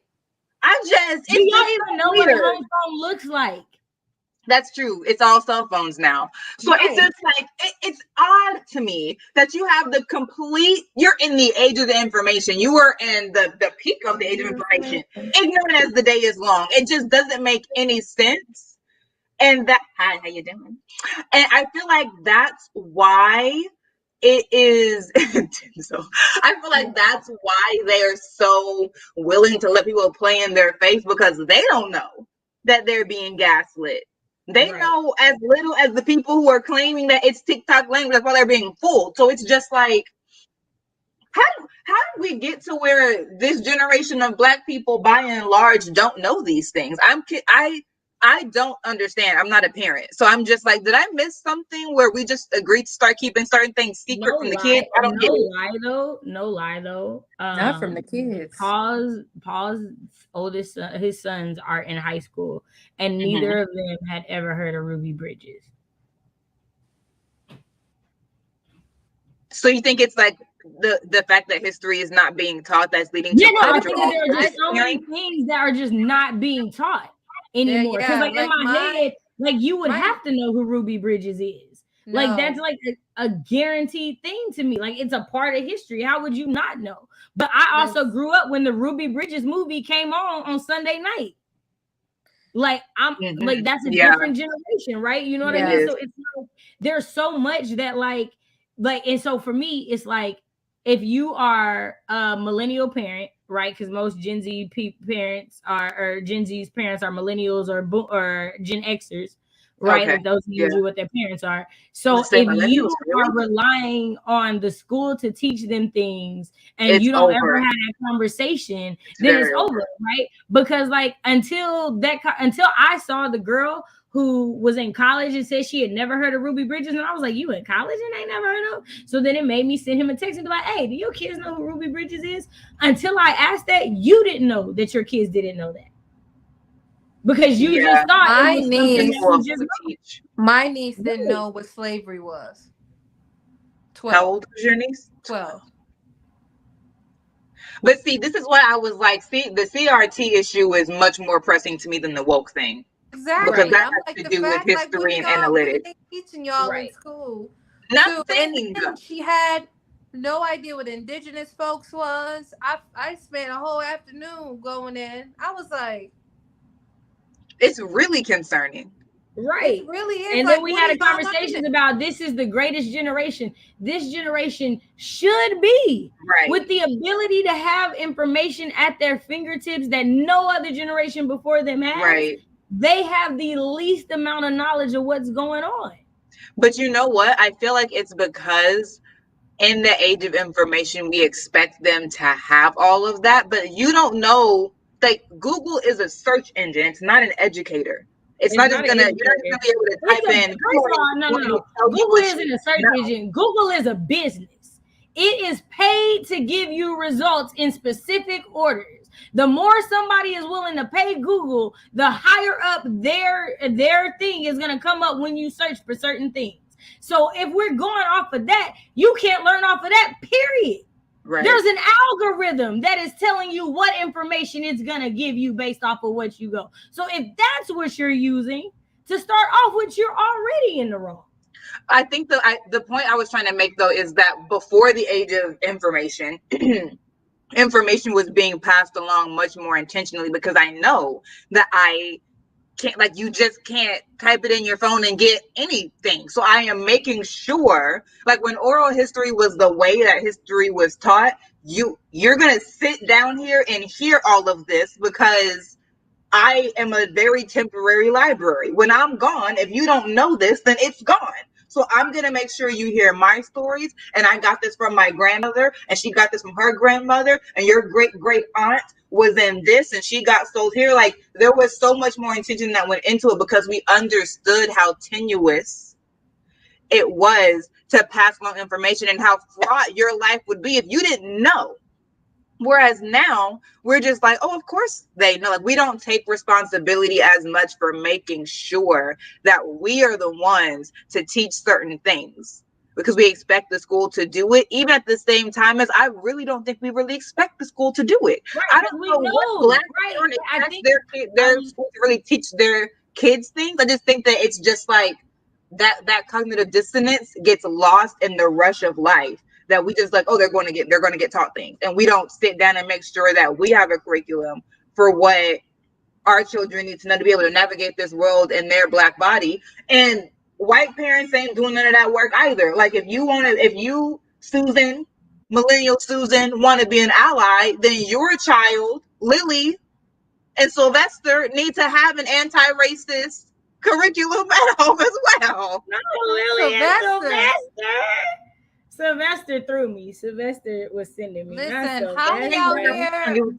There. Holly out here making Jim Crow moves, and we just out here confused. They ain't making them moves no more. Vicky said, "Stop inviting people to the cookout," and we had that conversation last week. We had that. We can't do that. Passes revoked. No one has earned it. Closed event. No. Hey, Fiction and Flora, I am throwing bows. I'm not fighting over those liberties, but I reject all those people with passes because they don't code switch to hook us up with access to white and non-black equity. I agree. I hate that word too, the B word. If you want to see my head snap quicker than quick, just do that word. Seriously. Right. Seriously. His white man, I literally was like, that whole compilation was disgusting to me. Hello, Latrice, how are you? I was watching that and I was like, I saw that and I was like, this y'all man's? That's literally what I put in the comments. This y'all you gonna stand beside him? Y'all man's? Y'all was going hard for him? No. You gonna stand beside him? Right. Heather says, I think it's just a decent human being test on if you'll just stand there and watch someone being abused in front of you, verbally or not. And if you claim a friendship with them, that's even worse. I completely agree. Also, you had a question up here. Is the language of allyship meaning they think they're close enough to the community to speak for / like the community, obviously specifically AAVE for this topic? I don't think that's what she meant, but me, that's not what I meant. Yeah, I didn't think that's what you meant. Because language, haha. When I say I don't subscribe to the language of allyship, I don't subscribe to people saying I am an ally of X and X community. For similar reasons to Shay being like, that's not how it works in any other place. You don't just tell someone that you're an ally. And just a lot of other things. Like, let's talk about accomplices. Let's talk about you being the shield. Let's talk about you going to jail. Like, there are several reasons why I don't subscribe to the language of allyship, and a large part of it is it is on par with virtue signaling at this point. Everyone is an ally so that the angel of death that is calling somebody racist passes over their household, and I'm not interested. So that's what I meant by the language of allyship. Yeah, no, like they'll put a BLM flag or a rainbow flag in their bio, so you just know I'm with it. But it's like, but are your actual life choices with it, or is it just your bio? Or your life choices? Because it's a macro and micro thing, but like when Brie was talking about her being abused by this random white man on the train, and her friends just standing there. They ain't my friends. Right. Those humans who formerly associated with her, and I'm sure they would have called themselves her allies, but we see where that language gets us nowhere because it doesn't require anything of you but a mouth. Anyway, in the same way that those girls were standing by and letting Brie be verbally abused without trying to intercede on her behalf, staying in solidarity, none of the above. When old boy was going in, you calling women by these derogatory terms, using this racial for him is a racial slur. I don't care if you're using it hard ER or an A. For you, it's all straight slur. Using the mannerisms, right? Performing the choreography that Black female influencers use. You're just taking a wide swath of Black culture from all pieces of it and putting it into this caricature, right? When people are going hard for him, I'm like, since this is when Black women speak, and this is our series finale, let's just be clear when we're talking about language and that sort of linguistic performance. When you let that slide, you are showing directly right there that you don't have any respect for Black women. Because if you cared about Black women and cared about protecting our voices, our bodies, our existence, our life, our mental, spiritual, emotional, psychological health, protecting us in any way, when you see someone going in like that, you would not be trying to defend them. You would be pointing out the way that they're exploiting Black women on every level. But you're okay with it because at your core, you don't care about Black women. You see it as a treasure trove of choreographies that you can take for your own capital, but forget us. We could be left in the dirt for all you care. So at the end of the day, I just want it to be said, all of this is showing a clear disdain for Black women. I agree. Salter says cancel culture stands out to me because it seems centered on us making a collective choice to hold people accountable in a civil manner when the system refuses to. The co-opting of cancel is one, huh? Okay, yeah, no. Yeah, I think that's what it started off as, Salter, but I think what it's become is so That's not much. what it is. Right, not anymore. Calling people in, I kind of prefer that. I would definitely prefer calling people in. I definitely prefer that too, because like here's the truth is that like you don't know what you don't know, right? Exactly. I feel like that's a big thing, right? So like when I think about all the times I invited somebody to a cookout, in the times that I did that, I meant that, and I felt like it was like, no, this person is really like showing me that I can trust them and da da da. Now that I am older, right, that I've experienced more life, I understand that there wasn't wisdom in that. I can't take back what I've done in those times, but I can learn from them and move forward. And I feel like when we talk about cancel culture, we don't allow for that to be a thing. We don't allow for people to have learned and have grown past things. And to me, there's an issue. Because if we're saying that these things can never be brought back from, then we need to be taking that to a level for everything. And for everyone, if you can't be brought back from tweeting something when you were 18, 19, 20, then we sure the hell can't bring you back from killing Black kids. Like, it don't work that way for me. Like, if I'm being honest with you, if we can't call you to the mat about this, then we can't call you to the mat about anything that really matters. It doesn't make any sense to me the way in which we move and do these things, and then the way we use cancel culture as if people actually get canceled, like not the Caucasians, not the ones with the audacity. Exactly, and they take a hiatus from social media. Get called out for using AAVE. Right? No, it's the Black people that get canceled. Exactly, and that's what like this sharp end of cancel culture is not for the Wahites. Right. Like, so let's be clear that it's not like that's not the thing is y'all it's to me, it's like everything else that whiteness does when it comes to Black people. It's a witch hunt. We ain't never had a massacre of white people in this country. It ain't never just been that thing, but that's always been a fear. For example, I feel like Joy Bear and Whoopi Goldberg in The View, right? I feel like Joy has said some things that is not okay. And the moment Whoopi says something that's not okay, the whole internet, the whole world is coming for Whoopi's throat. Whoopi is now canceled. Whoopi is now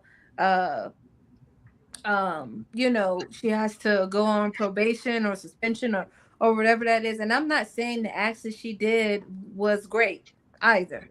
But what I'm saying is you can still see the difference when her and the Joy lady, I think, been on The View at the same amount of time, and they're around the same age. Well, I mean, they don't see being Black and the Jewish community as the same.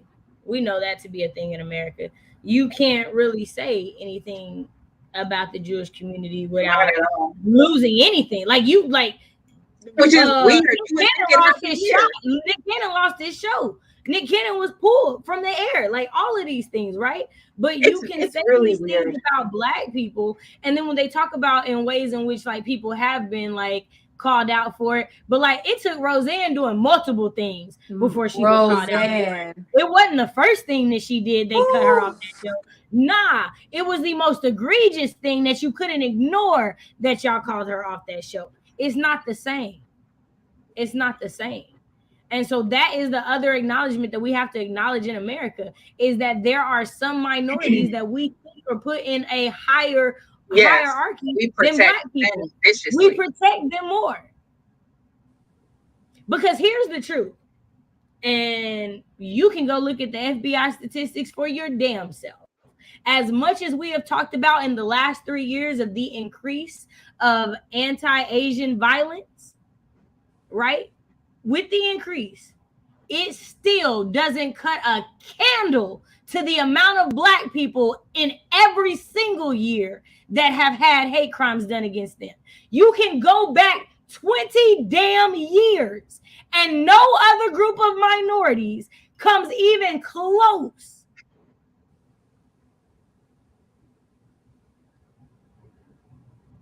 in the country. So the truth of the matter is, you think some people deserve more protection than others. And that's it. And just say that. I just need people to just say say that. And I just need you I'm to not like, saying to that me, to like, be that's like why. funny. Like, I just need you to just say that. That's why most Black people prefer the outright racist people. So I know who you are.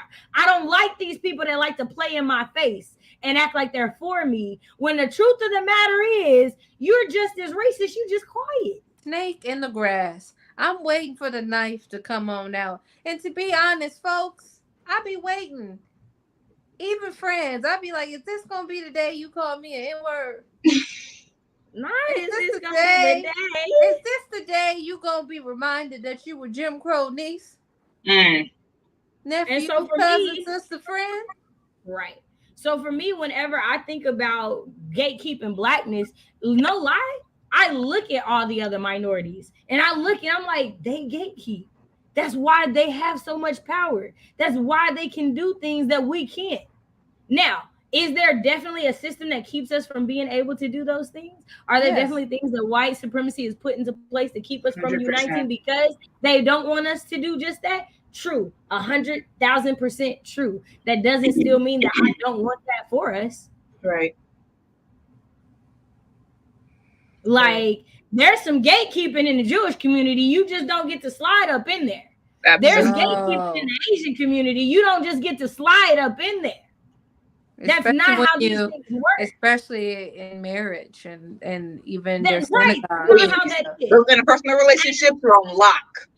Right.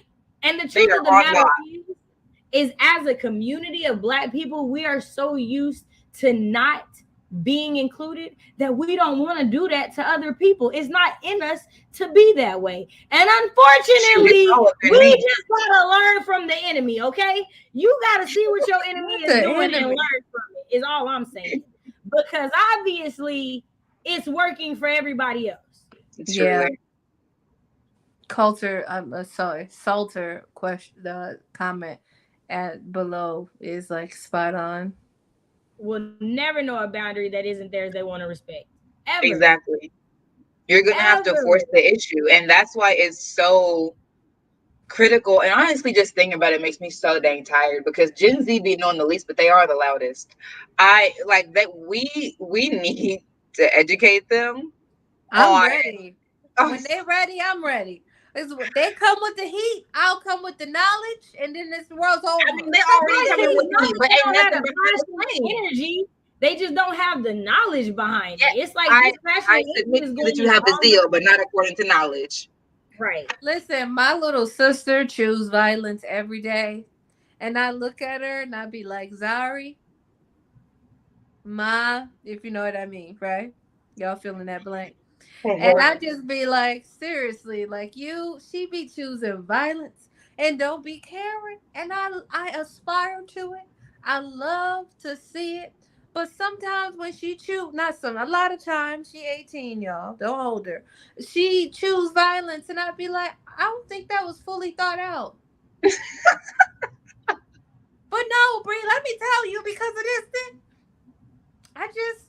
I hear you. I'm going to validate you in this. I want you to know that your anger is warranted and you are allowed to be upset. But let's take just a step back, just so this one step back, and let's think about this. Because I think if you would have added maybe this, your argument would have been a bit stronger. But you came in guns blazing, and then you started shooting, and then it was blanks. And I was like, how did we get to the blanks? I want you to be shooting the whole time, just bullets. And I'm just like, So, they don't quite land, They don't. And I'm just like, listen, because I'm tired. I want y'all to be able. Me too. To take the whole argument. I really want y'all to be on that fire. I'm but ready. Y'all can't be doing all your reading on Twitter. I'm sorry. At some point, you're gonna have to just read the whole book for yourself, honey. You're gonna have to go and watch the lecture from the person who gave it for yourself and follow up for yourself. Like, I'm Yama. never going to be able to get with somebody constant or a generation constantly wanting to read people, but you don't do the reading. Those two things just can't exist together. That's a word. I'm Okay, just like, so or you want to read and you only doing the cliff note. First of all, that's another thing. You been on Spark Notes this whole time? You've been playing. Because if you did, you would have seen the Cliff Notes episode of a different world and the Cliff Notes episode of the Cosby Show. You would have known it don't give you everything. It don't give you everything. It give you a summary.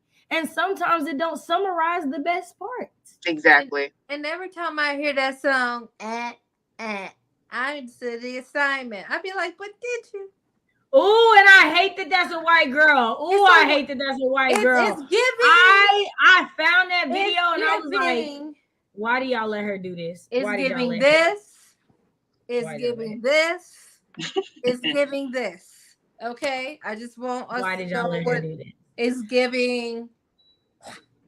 Well, did we say something about Super Mario or was this I did. An hour ago. Like Denzel. There used to be these old shows and people used to be like, Super Mario, dude. That's where I was getting that from. These folks. Guys, folks. Sorry, we got to talking. I'm gonna get to these comments. We're gonna go through these. We got one last question and then we got our little wrap up for you. Oh yes, let's do it. So Chris says, so true. I completely code switch in front of the church folk too. Exactly. Fisher says people who push back against gatekeeping are the same in Memphis who are happy to co-opt indigenous spiritual practices. They assume that any knowledge is theirs for the taking simply because it exists. They believe that they have the inherent right to that knowledge, and by keeping it away from them, you are doing them harm. Come on, somebody. There we go. Because it ignores the actual harm of black people for practicing their own culture. Please look at yeah. I'll put because I didn't have his videos pulled up before, so I'll have those. Palm colored people have such a hard time understanding what is said, but the actual N-word, that part. Right. That's not on the syllabus. It's not. He got canceled once from YouTube for them. Really? Oh, really? I don't even remember what the mess was. Right. Can I have the difference between AAVE and Ebonics? So, in my understanding, they're not. Ebonics is what AAVE used to be referred to. Was called, yeah, and it was derogatory.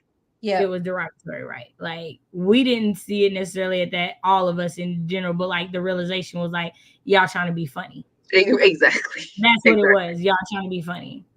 Yeah, nah, it's too much. Yeah, they're not going to quit their entire career, right? And they know that. I had to stop watching beauty YouTube because that appropriation was too rampant. I believe rampant. Man, but you somehow missed them for sure, and they are in that part, right? Social media raised this generation. That part is really so sad. It's really sad. It's really sad. I don't think it's any surprise either that not only is the cultural ignorance going up, so is the level of depression and mental health problems. Right. And then you find out like these companies know and don't care, and then y'all still use them. And I'm just like, the way that my children will not have social media accounts, like it's not gonna be a thing. Like I know at 30 how much I can get excited about a dadgum like that comes through. So like, why would I be putting that on a child living and dying off of external value? No. Right? No. Nope. You can know how you Three Bridges movie and be educated. Sorry. That's what I'm going to be doing. I feel like that's going to be a real uphill battle trying to keep social media from children in the future. It's an uphill battle now. Yeah. I mean, I personally plan to homeschool my children, so it ain't going to be as uphill. My kids ain't getting cell phones just because everybody else got cell phones. Like, it's not going to be that uphill. Like, it is when you are trying to make your kids fit in. I'm saying, like, but like when you think about it, so much happens because you don't want your kids to not fit in with everybody else. So parents get kids phones sooner because everybody else has phones. Parents let their kids do stuff sooner because everybody else's parents doing that. My kids ain't in school with your kids, so they don't got them problems. And there we go. Oh, Yes, which one was that? Oh gosh, Is that the one that they was talking about was like sleeping with Kanye West or something too, and all that was going on? That whole thing was interesting. And you said Skeletor, so I feel like this the talking Jeffrey about that Skeletor looking man person. who looks like the man in the Game of Thrones at the end, the Skywalker. I'm just saying, I don't what know. is that man's name? Jeff something. He looks Jeffree Star. He looks like the man at the end of Games of Thrones. He going. I you know, I don't be trying to talk about me. people, but I just be like giving. That man don't look like he from this planet. Is all I'm saying. It's giving a sunken place. I'm saying. Heather says, as I've been exposed to AAVE more and more, it's become easier to immediately recognize the pop culture phrases that are taken from AAVE. Sometimes it still takes hearing someone point it out. Right. Like, no, because if you don't know, you don't know. Right. That pick up the phone and your connection was done. Ooh, the way I be ready to go off. Oh, man. Ignorant as the day is long. For real, for real. Right. You can look up to us. Google is free. It's such a combination of things for why these babies don't know things. I agree. I completely agree. My mom used to make me go to Black History events as a child. Right. Like I've been to like Black History museums, right? Like it wasn't just to rely on the school. Cause again, my grandma's super pro Black knew they're not going to teach you everything. Right. They not, right? Like, so for Black History Month, even when we wasn't homeschooled, we had homeschool projects to be doing. Cause it's like they gonna teach you George Washington Carver, Harriet Tubman, Martin Luther King, Rosa Parks. What about Sarah Boone, who invented the ironing board? What about Jay Standard, who invented the refrigerator? Like these are things that my grandma was gonna make sure we knew. Right? And they're not gonna teach you the whole history of those four people either. Anyway, They just gonna tell you how passive MLK was. That's all.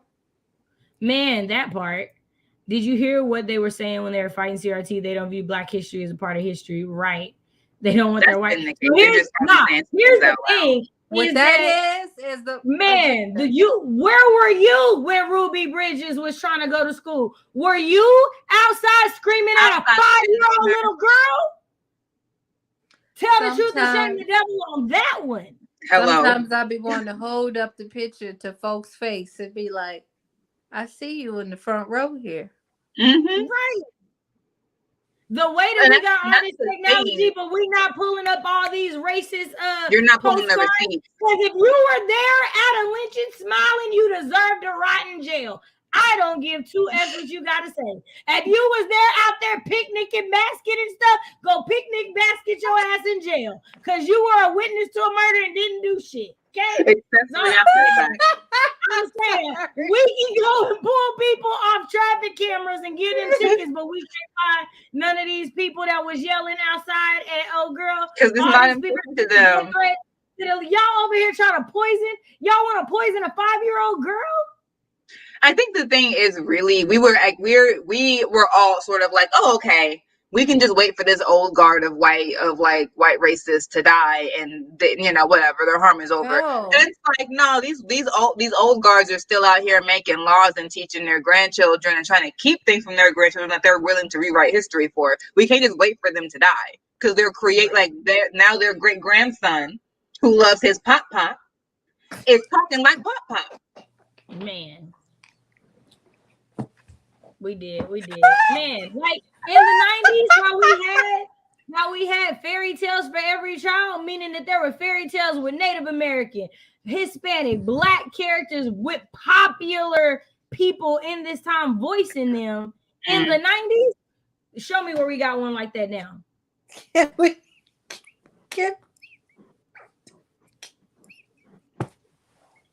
Put your hands above your head. I love this week laugh that you're doing. It's hilarious. Hands above your head, just to this is generational. Can we revisit Papa? Man, y'all know I tweeted it the other day. I was like, the way that y'all like to act like racism is dead, but then y'all want people to act like they don't hear your dementia and Alzheimer's grandfather when they calling people the N-word. Like, for real? Yo, Papa.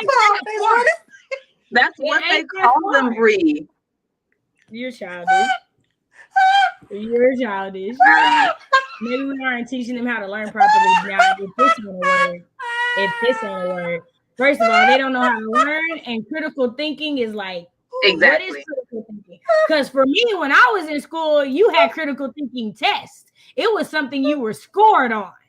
They wanted to see how well your critical thinking skills work. I don't feel like we do that no more. And the reason I also feel like we don't do that is because how many kids in this day and age know what their learning style is? Because when I was a kid, it was a common conversation. If you were an auditory learner, if you you know what I mean, like those aren't conversations that people have nowadays. So you can't learn properly if you don't even know how you learn. Exactly. And definitely teaching people how, like, kids are being taught how to think, but it's getting to the point, and I see it even like working in a writing. Bria, you're okay. It's just that there's something else going on. It just was so good. Okay. Well, I'm glad you got your 6 chuckles. I really am. I'm taking. Hey, you know me. I'm the queen to get your 6 chuckles. Get them. Get them. I just don't know why it took me out. I don't. Maybe you just needed to laugh, and that was the correct plug. As soon as I heard pop, I was ready to head out. I was ready to head out. She was like, I was done at that point. I was done. Oh my God. Whew. I gotta get together. Okay, I'm putting myself on mute, y'all. I'm sorry. No, I completely agree with this. Like, I can't trust the system of white supremacy to educate my child, full stop. No, I can't trust it to educate me. Come on now. Crash Course even has a easy digestible series that explains Black history in America. Oh, that's cool. Also, some people are afraid to even acknowledge their history. They hear slavery, Jim Crow, or anything along those lines and tune out. Sure. Because they have not dealt with it. And they don't know how to explain to their child that they were a part of that. Right. Because they haven't dealt with it. Right. It's just a catch of phrase. Yes, ma'am. Series finale. I agree with calling some people in, but some people don't get it even when you call them in, you know? And so I'm one of those, like, as an ethic, as a recuperative ethic, the first impulse should be to call in rather than to call out. Whereas right now it's really just focused on calling someone out, and it's very aggressive. And again, who is the sharp end of that referred to or reserved for? Black people. Who does canceling really affect the most and with the most prolonged consequences? Black people. So I definitely think that, there are levels to it, and everything ain't on the same level, blah, blah, blah. But the impulse for cancel culture should not be calling someone out to head out permanently. But I think that goes part and parcel of what we're talking about with critical thinking. Because the schools are teaching kids how to think, even if they're not teaching them how to think critically. Because what I'm seeing a lot, even on the college level, is students, and it's frustrating, and also it's obnoxious. Students are equating critical thinking with criticism. So you think you're being critical, you think you're the smartest person in the room if you tear something down the most. And it's just like, no, how about you talk about what you did get from this, and then what questions you had about it, instead of just being like, well, I disagree with this, and then the third, it's like, okay, I don't, we all know that sometimes I say these classes things, but are they the truth? Yeah. I just feel a way, I'm sorry, not really classist, more elitist, but whatever. I step fully into who I am, and I warn you when it's coming so you can prepare yourself as well. I had a professor tell me my first year in graduate school, tell the class at large, and it was a performance ethnography class, I think. I am not interested in you criticizing what the writer of this book have to say when they have a PhD and you don't. Now, when I first heard that, I looked like Brie looks, where I was like, that's really elitist. Like, just because they have a PhD and I'm in a PhD program, if I was just Joe Schmo reading from the street, I can't have an opinion. Now, as forcefully as that was stated, when I started teaching, I understood the spirit in which she meant that, which is this person has done a lot of research and reading and had a lot of especially ethnography, has had a lot of conversations with people in this community that you have not had. So before you come in quick to say what you disagree with, recognize the difference in preparation to have this discussion and respect that you are not the one coming in with the most knowledge about it. And so just be ready to have a conversation rather than just trying to tell somebody what's wrong. And I think that's where people come in a lot now, and they call it critical thinking, but it's not critical thinking. It's not even critique. It's just criticism. And it's not productive, and they do it in this really performative way, as though like to build themselves up by tearing someone down only on an intellectual platform. And it's frustrating and it's obnoxious.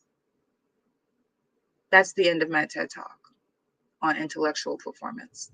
Yeah, no, I completely agree, because I think like a lot of times now we live in a space where we can't tell people that something that they think is wrong, or that the way that they're moving is wrong, or anything like that, because everybody's allowed to think what they think and have their own feelings. And the truth is, no. Like, if I say that you have no space to speak on something because I'm Black and it affects Black people and you're not, that's the end of the conversation. I don't care that you feel that you have an opinion on it. It's not in your lane to do anything about this, right? So like when Black people were having a conversation about Chris Rock and Will Smith, white people saying anything had no place to me, because this isn't a conversation for you. This has nothing to do with you. You don't have to deal with any of the consequences that came from that situation. So everything that you say means nothing. Right. But I saw it, but I was a witness, and I don't care. It's not affecting your community. It's not even affecting you. You're just talking about it because everyone's talking about it. But if no one was talking about it and we start to deal with the consequences, you would not care. Right. I agree with Chrissy. People close down lines of communication to avoid being called in and then play victim when they get cooked after other options were exhausted. We do give people, y'all better tell them before I hurt their feelings times, but folks abuse that, play dumb. You know, the way that happened to me this year with a situation, and I was like, I really want to go off, but we're going to call this person in. Did the person do what they should have done? Hell no. Was I like, should I still have went in and went off on that person? Hell yeah, but I didn't. But I wanted to. But so you ain't lying. But it just shows that it is difficult at times to practice a call-in recuperative practice. But we should still err on that side, because once we did, right? It was a thing. We did. But like for me, out, they don't trust you to recuperate them, and that's the thing. You gotta talk. What's the goal? If the goal is reconciliation, you can't just kick someone out and expect them to be grateful when you let them back in. If you want to be able to have a dialogue with them, that takes trust. Right. It's all in how you handle it. Yep. Yeah. Close to home, all these Black authors writing for white people and harmfully against us and doing gymnastics to keep up the culture of us not giving specific for now. You know, so that takes us to the last video of the night, because we need to talk about this. Is this it? Yes. Check out this Twitter thread from Jay the Face. She writes, I have a script where a character says shit, and every Black person who reads it properly. My white friend thought it was a typo. This cultural nuance is why we need Black executives, readers, and more. Leslie wrote, the many times I had white editors change acting a fool to acting the fool is astounding. I finally had to say I'm typing it that way on purpose, and if you don't think my readers know what it means, you're wrong. My gay characters say child a lot, and the number of people who pronounced it as the country in table reads, zero context clues to make somebody think they're suddenly saying a South American country, truly shocked me. Tony wrote, this happened when I had to proofread my script. Kept saying there were grammatical errors when she had no connection to AAVE at all. Never. In one of my scripts, the character says, wait, you serious? And the guy that read the script because there are no black guys in the screenwriting class, said, wait, are you serious? And I was like, I have my black character say, I'm a go, and they keep flagging it as a typo. I'm tired. But we talk about like how we don't know if there are black people at the table, right? And then we see some of the black people at the table and we like, why y'all doing that? The hand took me out. I have to say The that. hand, every the time he did it, it made me think of Bree in the paper. I loved it. I loved it. I was like, and it was just, and go back to like, if you know, you know. I loved it. I loved That's hilarious. But no, it is the reason that we need multiple black editors and readers, because when we only have one person in the room, we get, what was her name? Zora? Nella. We get Nella. I was like, how dare you name that character Zora? But no, it was Nella, which is quite apropos because Nella Larson. I think you get it because the author's name is like Zariah or Zakia or something. So I feel like yeah. Oh, I was thinking Nella, like Nella Larson, who wrote Passing. Yeah. Got you. And all of the like just calling in everything that novel was wrestling against. But yeah, we get Nellas when we have only one black person in place, because all skin folk and kinfolk, we got options. We need options. We can't just have one person in there and hope, trust, and pray that they are going to be the one that we need to read our story for the readers that we're writing for. That's all I'll say, because we've spoken about that a lot in When Black Women Speak. So yes, definitely right. They gatekeep as rule number one, and as they should. And no one says anything about it because it's not sexy right now. But let it be sexy. Yep. Oh, did somebody get whoever was in the chat? Because I sure am just now seeing this. I couldn't. Yeah, did somebody grab the troll? I couldn't. Where they at? Okay. I don't know. It was like 20 minutes ago, but I didn't see it. People write entire books based off of Twitter. Okay, thank you, fam. The impulsiveness of Gen Z is a lot at times, but I think they don't always care about the consequences because the world left for them is already trash. I get that. Hold up, that's a white girl. Yeah, it is a white girl. That is a white girl. I hate that song. Mm-hmm. It is. Totally do that, but Jim is still the newest sensation and truly, truly outrageous stuff. I love it. And people calling them the smartest generation without teaching them that part. There's so much about that generation going on to be healthy for anyone. That part. An email address. I got mine at 12. It was like my 12th birthday present was an email address. I got mine at that part. 16 or 17 because my friend made my Facebook account without telling me. Keep y'all toe spray. We appreciate you. The way I didn't have an actual smartphone until junior year of high school, same, and was living a much happier life than my peers. And I didn't even have a smartphone. I just had a cell phone. It wasn't a smartphone because smartphones wasn't a thing. It was just a cell phone. Right. Not a little BlackBerry. I also enjoyed that they couldn't reach me unless I wanted them to. The way that my mom was on the phone got me out of so much stuff as a kid. My grandma was on the phone. I'm sorry. No, that's why I missed your call. It wasn't available. There is way too much access to people given right now, especially to kids. It's not there safe. Is so much access. The way that you can use a social media to call anybody scares the life out of me. It's too much access. It's too much. You know what I hate the most, and it's usually family members that do what I'm about to say when I talk about access. I don't want to be bothered. I don't answer the phone, right? You call me, I'll answer the phone. I want to be bothered.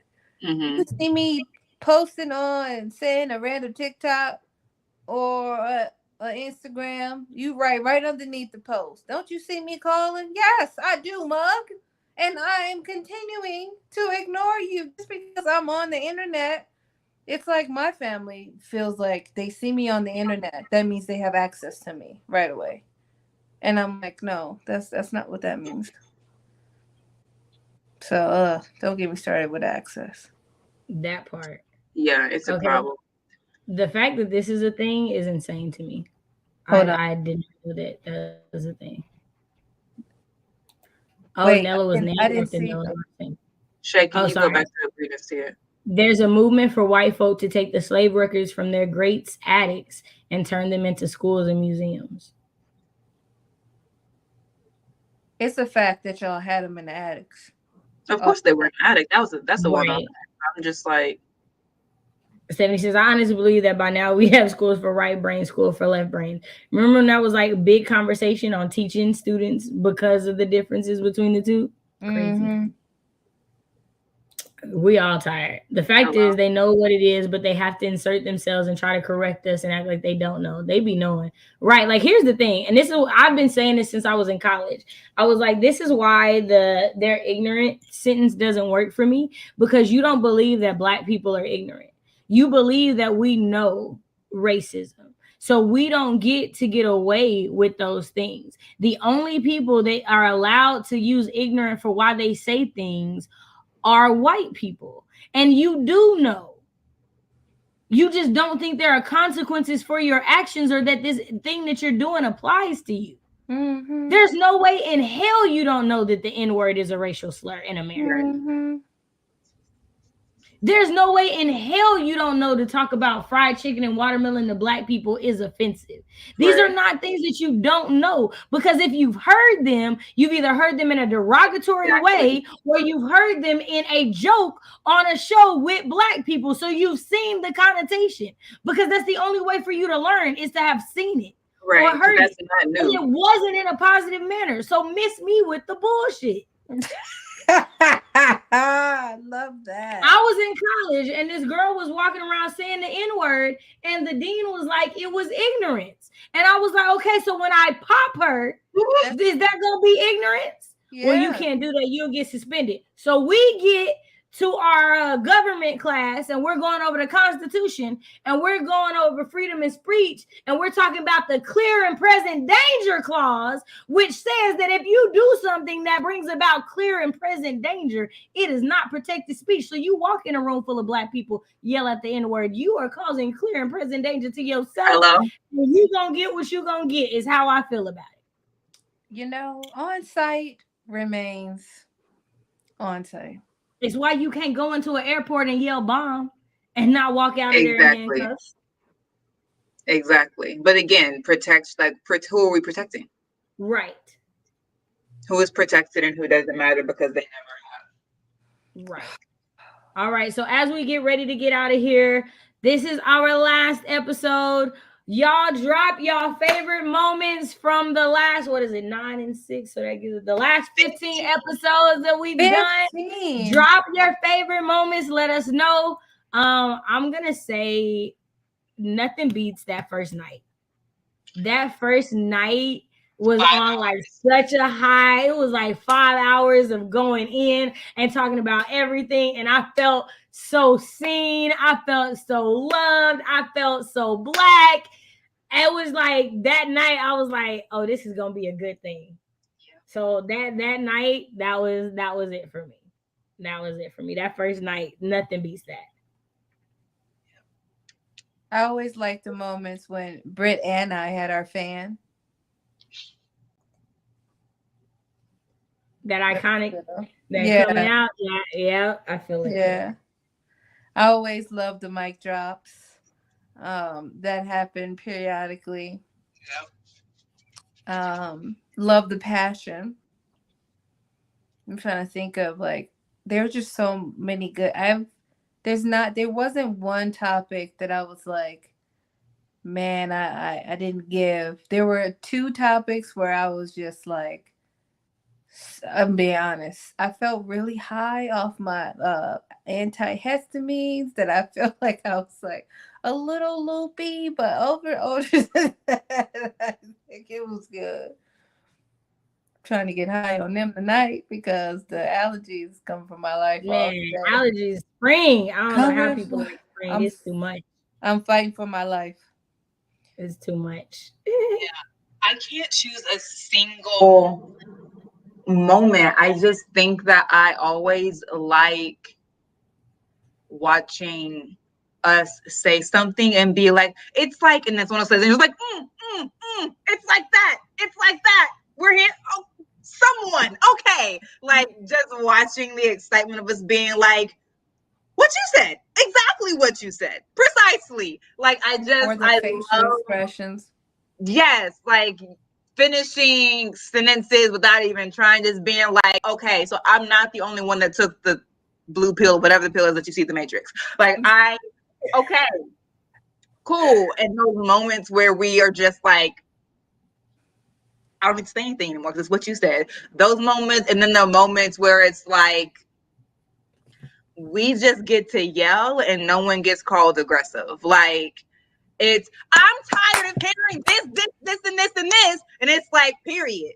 Like it's not like, can you lower your voice because yeah, like it's not. It's just received with open arms. The passion is taken. The anger is taken. All of the emotions are welcome, and I just love that we held space for that and curated a sort of space where I don't have to question whether or not I can be like, so this is elitist, but here's the truth. Like we can just say whatever it is you want to say, and we just gonna braid it into the conversation, right? So I love the freeness of speech that we held for each other. Yeah. One of my favorite moments is when you thought you had on the red lipstick and it wasn't. It was. Okay. All right. Yeah, so what the people talking about in the comments? Right. So Salter said the colorblind moment was his moment as well. Vicky said, I remember when people were getting all up in arms about others' lack of empathy with regard to COVID and people are dying. And I was just like, the same can be said for racism. Where was this energy? That part. Extraordinaire. Hey, love. They understood when it was any other racist slur. They know that's why they weaponize it. Exactly. You're welcome, Josh. Tighten, chill out. What are y'all talking about? It was clear. It was clearly looking like Carmax. Don't play with me. I was trying to let it go. You see how I moved on past it to let you live, and you still wanted to. Because not in the comments, I was like, "What do you mean? What Salter said?" This was a great conversation. Sorry, I missed all the previous ones. Subscribe to replay. I'm so glad both playlists from season 1 and season 2 are in the description box. Thank you so much, Vicky. You're the best. Hey, Venus said, I still send people that gatekeeping and booktube video. Yes. Our first pre-recorded video was also, it was fire. Oh, it was. Yeah, to have to re-record it, it came out really good. It sure did. Had the little slides in there for what the amygdala is. Right. This is definitely that. You did that. I was like, who did the editing? It wasn't me. You did that. Yeah, you did that. You did it. Vicky said, I enjoy not having immense words for sure. I feel like that is one of the other parts, is like knowing that when I'm saying something, it's going to be understood. And if it's not going to be understood, I'm gonna be asked about it in that moment. Right. Questions will be asked. Okay, well, this is what I'm hearing. Is this what you meant? Like, I love that that's what it's gonna be, and it's not gonna be any confusion, because communication is a lost art form here right about now. It truly is. But on our outros, the last question. No, that's the wrong one. In what ways have you had to, or will you change how you maneuver in order to gatekeep Blackness in your day-to-day life? That is our outro question. I'll let you ladies think on it. Even though a large part of me is against what I'm, not large, but part of me is against what I'm about to say, because I feel like I always have to explain things. But my sister always told me what's understood don't have to be explained. We've also heard that a lot in our cultures and communities. I'm just gonna say how I feel, and that's just it. I'm not here to explain, and that's how I'm gonna continue to move through it. Like I don't need to explain to you what that meant. Like either you get it or you don't. The only time I find it frustrating is when I'm on the phone and I'm talking to a friend who is not Black, and I'm like, they just had the audacity to sit up here in my face and tell me, she came to your house? No, she came to your house. That gets a little frustrating. Yeah. Right, because the way I would have led with her showing up to my house. Like, wait, that's twist. Or I say she said it with her whole chest, her whole wait, half a chest, like it just. You sat up here with your whole chest and decided to say to me, "It sounds very clear to me." Right. People don't be understand what I be The first time I heard that, I wasn't confused. Loves be confused every day, B. So for this one, when I read it, I was like, I don't know. Because, I mean, I think just right now, I'm very to myself. Like, I'm working from home, so I don't really have to engage with anyone a whole lot. And I actually don't see. Sorry. It sounded like she said must be nice. Yeah. And that made me holler. It is. It's quite nice, actually. I work from home and then I don't. It's like they can call me in at any time. No, you may not call me in at any time. Yeah, I had a professor try to do that one time, and I made my calendar private so quickly. I was like, "How did you get on my calendar?" Never again. What? Never again. I was calling folk. I said, "How do you private your Google calendar?" She just put herself on my calendar in a meeting. When I came back to America from Ukraine, and I saw that people can just put in your calendar when they're going to meet and don't even don't discuss. Yeah, it'll just show up. Just show up in your calendar. Because it was free. I don't put everything on my calendar. It felt like a hate crime to me, but what do I know? It really felt very aggressive, and people were like, "Oh, that's a normal thing when you're an administrator." Well, I'm not right now. And even when I am, no, you call me, you text me, right? Ask. You don't know what I got. My whole calendar will be on busy. You're going to have to ask me when I'm available, because if there's not already a meeting, they're just going to say busy or out of office. Because they're like, when you're an admin, you have to keep your calendar private so people can't put stuff on it. And I'm like, Roger that. It'll all be busy. But at any rate, in this present time, I actually see more Black people than not. And the white people that I am around don't, linguistically anyway, appropriate Blackness. So I don't really have to think about this on like a day-to-day, but most certainly I won't be explaining anything. I think that's just the most obvious thing right now, is just like stop explaining stuff, and definitely stop putting it on Twitter. Stop reposting it. Like, just stop disseminating explanations of things that need to be private. I agree. So I like how y'all answered the question but didn't do outros as well. Oh, you did say as we do outros. Well, let me. Okay, so still Britt Riley, AuthorTube, BookTube. I mostly read science fiction, Black science fiction, fantasy, and romance. I reread one series often. If you know, you know. If you don't know, I'll tell you right now. It's the Amaranthian Saga by Forthright. I love her very much. She is a middle-aged white woman, and I've made my peace with that. I truly have. And so that's what I read. I write adult and young adult science fiction and fantasy. I do weekly reading sprints on my channels on Fridays from 10 a.m. Eastern Standard Time to about 12 with my lovely co-host and critique partner, Cache. It's called Friday, y'all, at 9 a.m. Central Standard Time. I don't know about y'all time, but that's me. So that's me. If that sounds interesting to you, then you definitely just hit that big red button and we can be internet friends. Notice the parameters I put there, because I don't want to block you, but I have been known to remove people from my sphere of influence. All right. So let's just all be polite to one another and don't say anything ignorant, overtly, or covertly racist, because I don't have the time usually, but I do make time to remove comments and report people. So at any rate, if you think you can be a productive literate, come join the community. If not, stay away. Salter, I felt really vulnerable in the Black Reveals Guilt episode. I forgot about that one. I almost cried several times.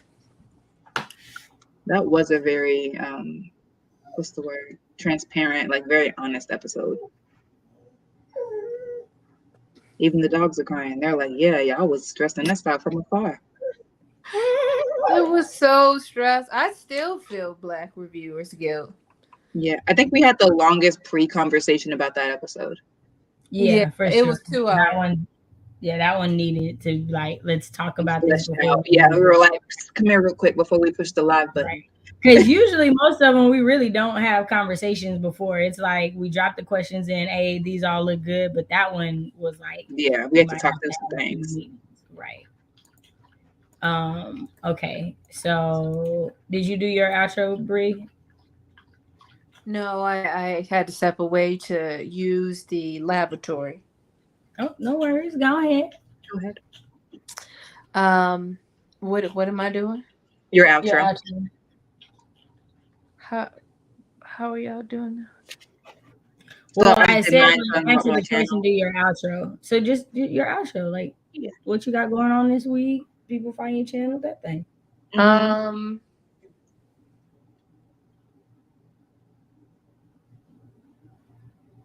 I'm sorry. Okay, so on Lock Booktition, right? I talk about books and all type of stuff, mainly books.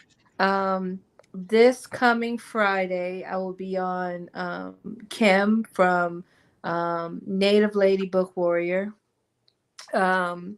I will be talking about Growing Up Dead in Texas, which is a book by Stephen Graham Jones on Friday. On Saturday, I'll be doing a patron-only 24-hour read-along. And I have other booktubers coming on. I think I have 2 booktubers coming on Sprint with. What else am I thinking? As I said in the last live I was in, I don't even remember it.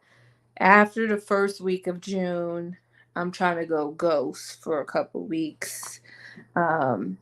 Shay says she's holding me accountable to that, which I don't know how I feel about it now. Because you asked the entire internet to hold you accountable. I did, but now, okay, let me tell you where the issue come in. And it's not really an issue. It's just let's talk it out. So I'm technically in the middle, not technically, I am in the middle of nowhere, chilling in this beautiful cabin-like place. Just, me, myself, and I living. Other folks be coming, but it's just be me. And it's just so pretty here. So today, in between doing work, I started vlogging. And then I vlogged myself making some ribs. And then me reading at the lake. It was real nice. And I want to post that in June. But I told myself I wasn't posting nothing. So now I don't know what to do because I made like 3 videos today. Because I just felt inspired. Why wouldn't you schedule them though? Yeah, that's what I was gonna say. Like, that's what I was saying. Can I schedule it and still not film? Like I don't want to do any filming, none of that stuff after the first week of June. But I'm like, but is it cheating if I just have those videos available? No, it's not, because you didn't do them in June. Okay. That's what I was thinking. I was like, am I cheating?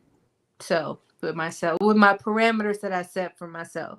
So dumb. Nope. Literally. But that was just what I was thinking. I was like, because I was like, did I want to go ghost? What did ghost look like? My mental health, what do I need? So I was trying to focus on those things. But yeah, anyway, just have the work done by the time your cutoff is. Yeah, the cutoff is actually the day of my birthday. Well, good. It might be the day before if I'm feeling good. But the cutoff, yeah. But here we go. Shay. Muted. Oh, Shay, you muted us. In ways that I have or would, I have changed. One, I don't invite people to the cookout. Me personally, this is just a me thing. Everybody I date is Black. that's a new way that I'm gatekeeping my Blackness. I'm not sharing my melanin with another family that isn't already melanated. Not another So there's family. that. I'm just saying it's not happening. Ways in which that I'm maneuvering or will maneuver. I definitely don't participate in that. Say this, but make it black. I don't do that anymore because now I realize that's just another way for them to get to see and understand things, right? Because if you tell them what it is and then how we say it, then they'll, some of them are smart enough to pick it up. Then the dictionary continues to be compiled. Right. And I don't want to be a part of that. So now when I see those, I definitely be like, can we gatekeep now? I don't retweet those. I don't do that. I don't do that anymore. Let's see, is there anything else? I when I see something, I say something. Like I don't let anything slide. Like because I have learned that even when you are trying to keep the peace by letting things slide, you are unconsciously giving them permission to continue to do it because you're not telling them that it's wrong. And so if I don't tell them and another Black person don't tell them and another, by the time the fifth Black person comes around and they do tell them, those 4 Black people before serve for them to be the reason why this is okay. 4 other Black people let me do it and didn't say anything. And it's not that we let you, it's that we just didn't want to argue or we just didn't want to have to explain. And so for me now, I'm gonna say it because I want you to. I don't want a white person I know to ever get called out and they be like, my Black friend Cachet. No, don't you lie on me. Don't you do that. Don't you do that. What I've resorted to is like there are acquaintances now, unfortunately, the white women that I'm speaking about right now. If I've already told you that's not okay, and you've continued to do it, it's not my cross to bear. Because I'm only telling you once. It seems that that's the roller coaster at Six Flags you're committed to. And I'm going to just let you go ahead and get on that giant drop and have your legs just get cut on right on off. So go ahead and live it up.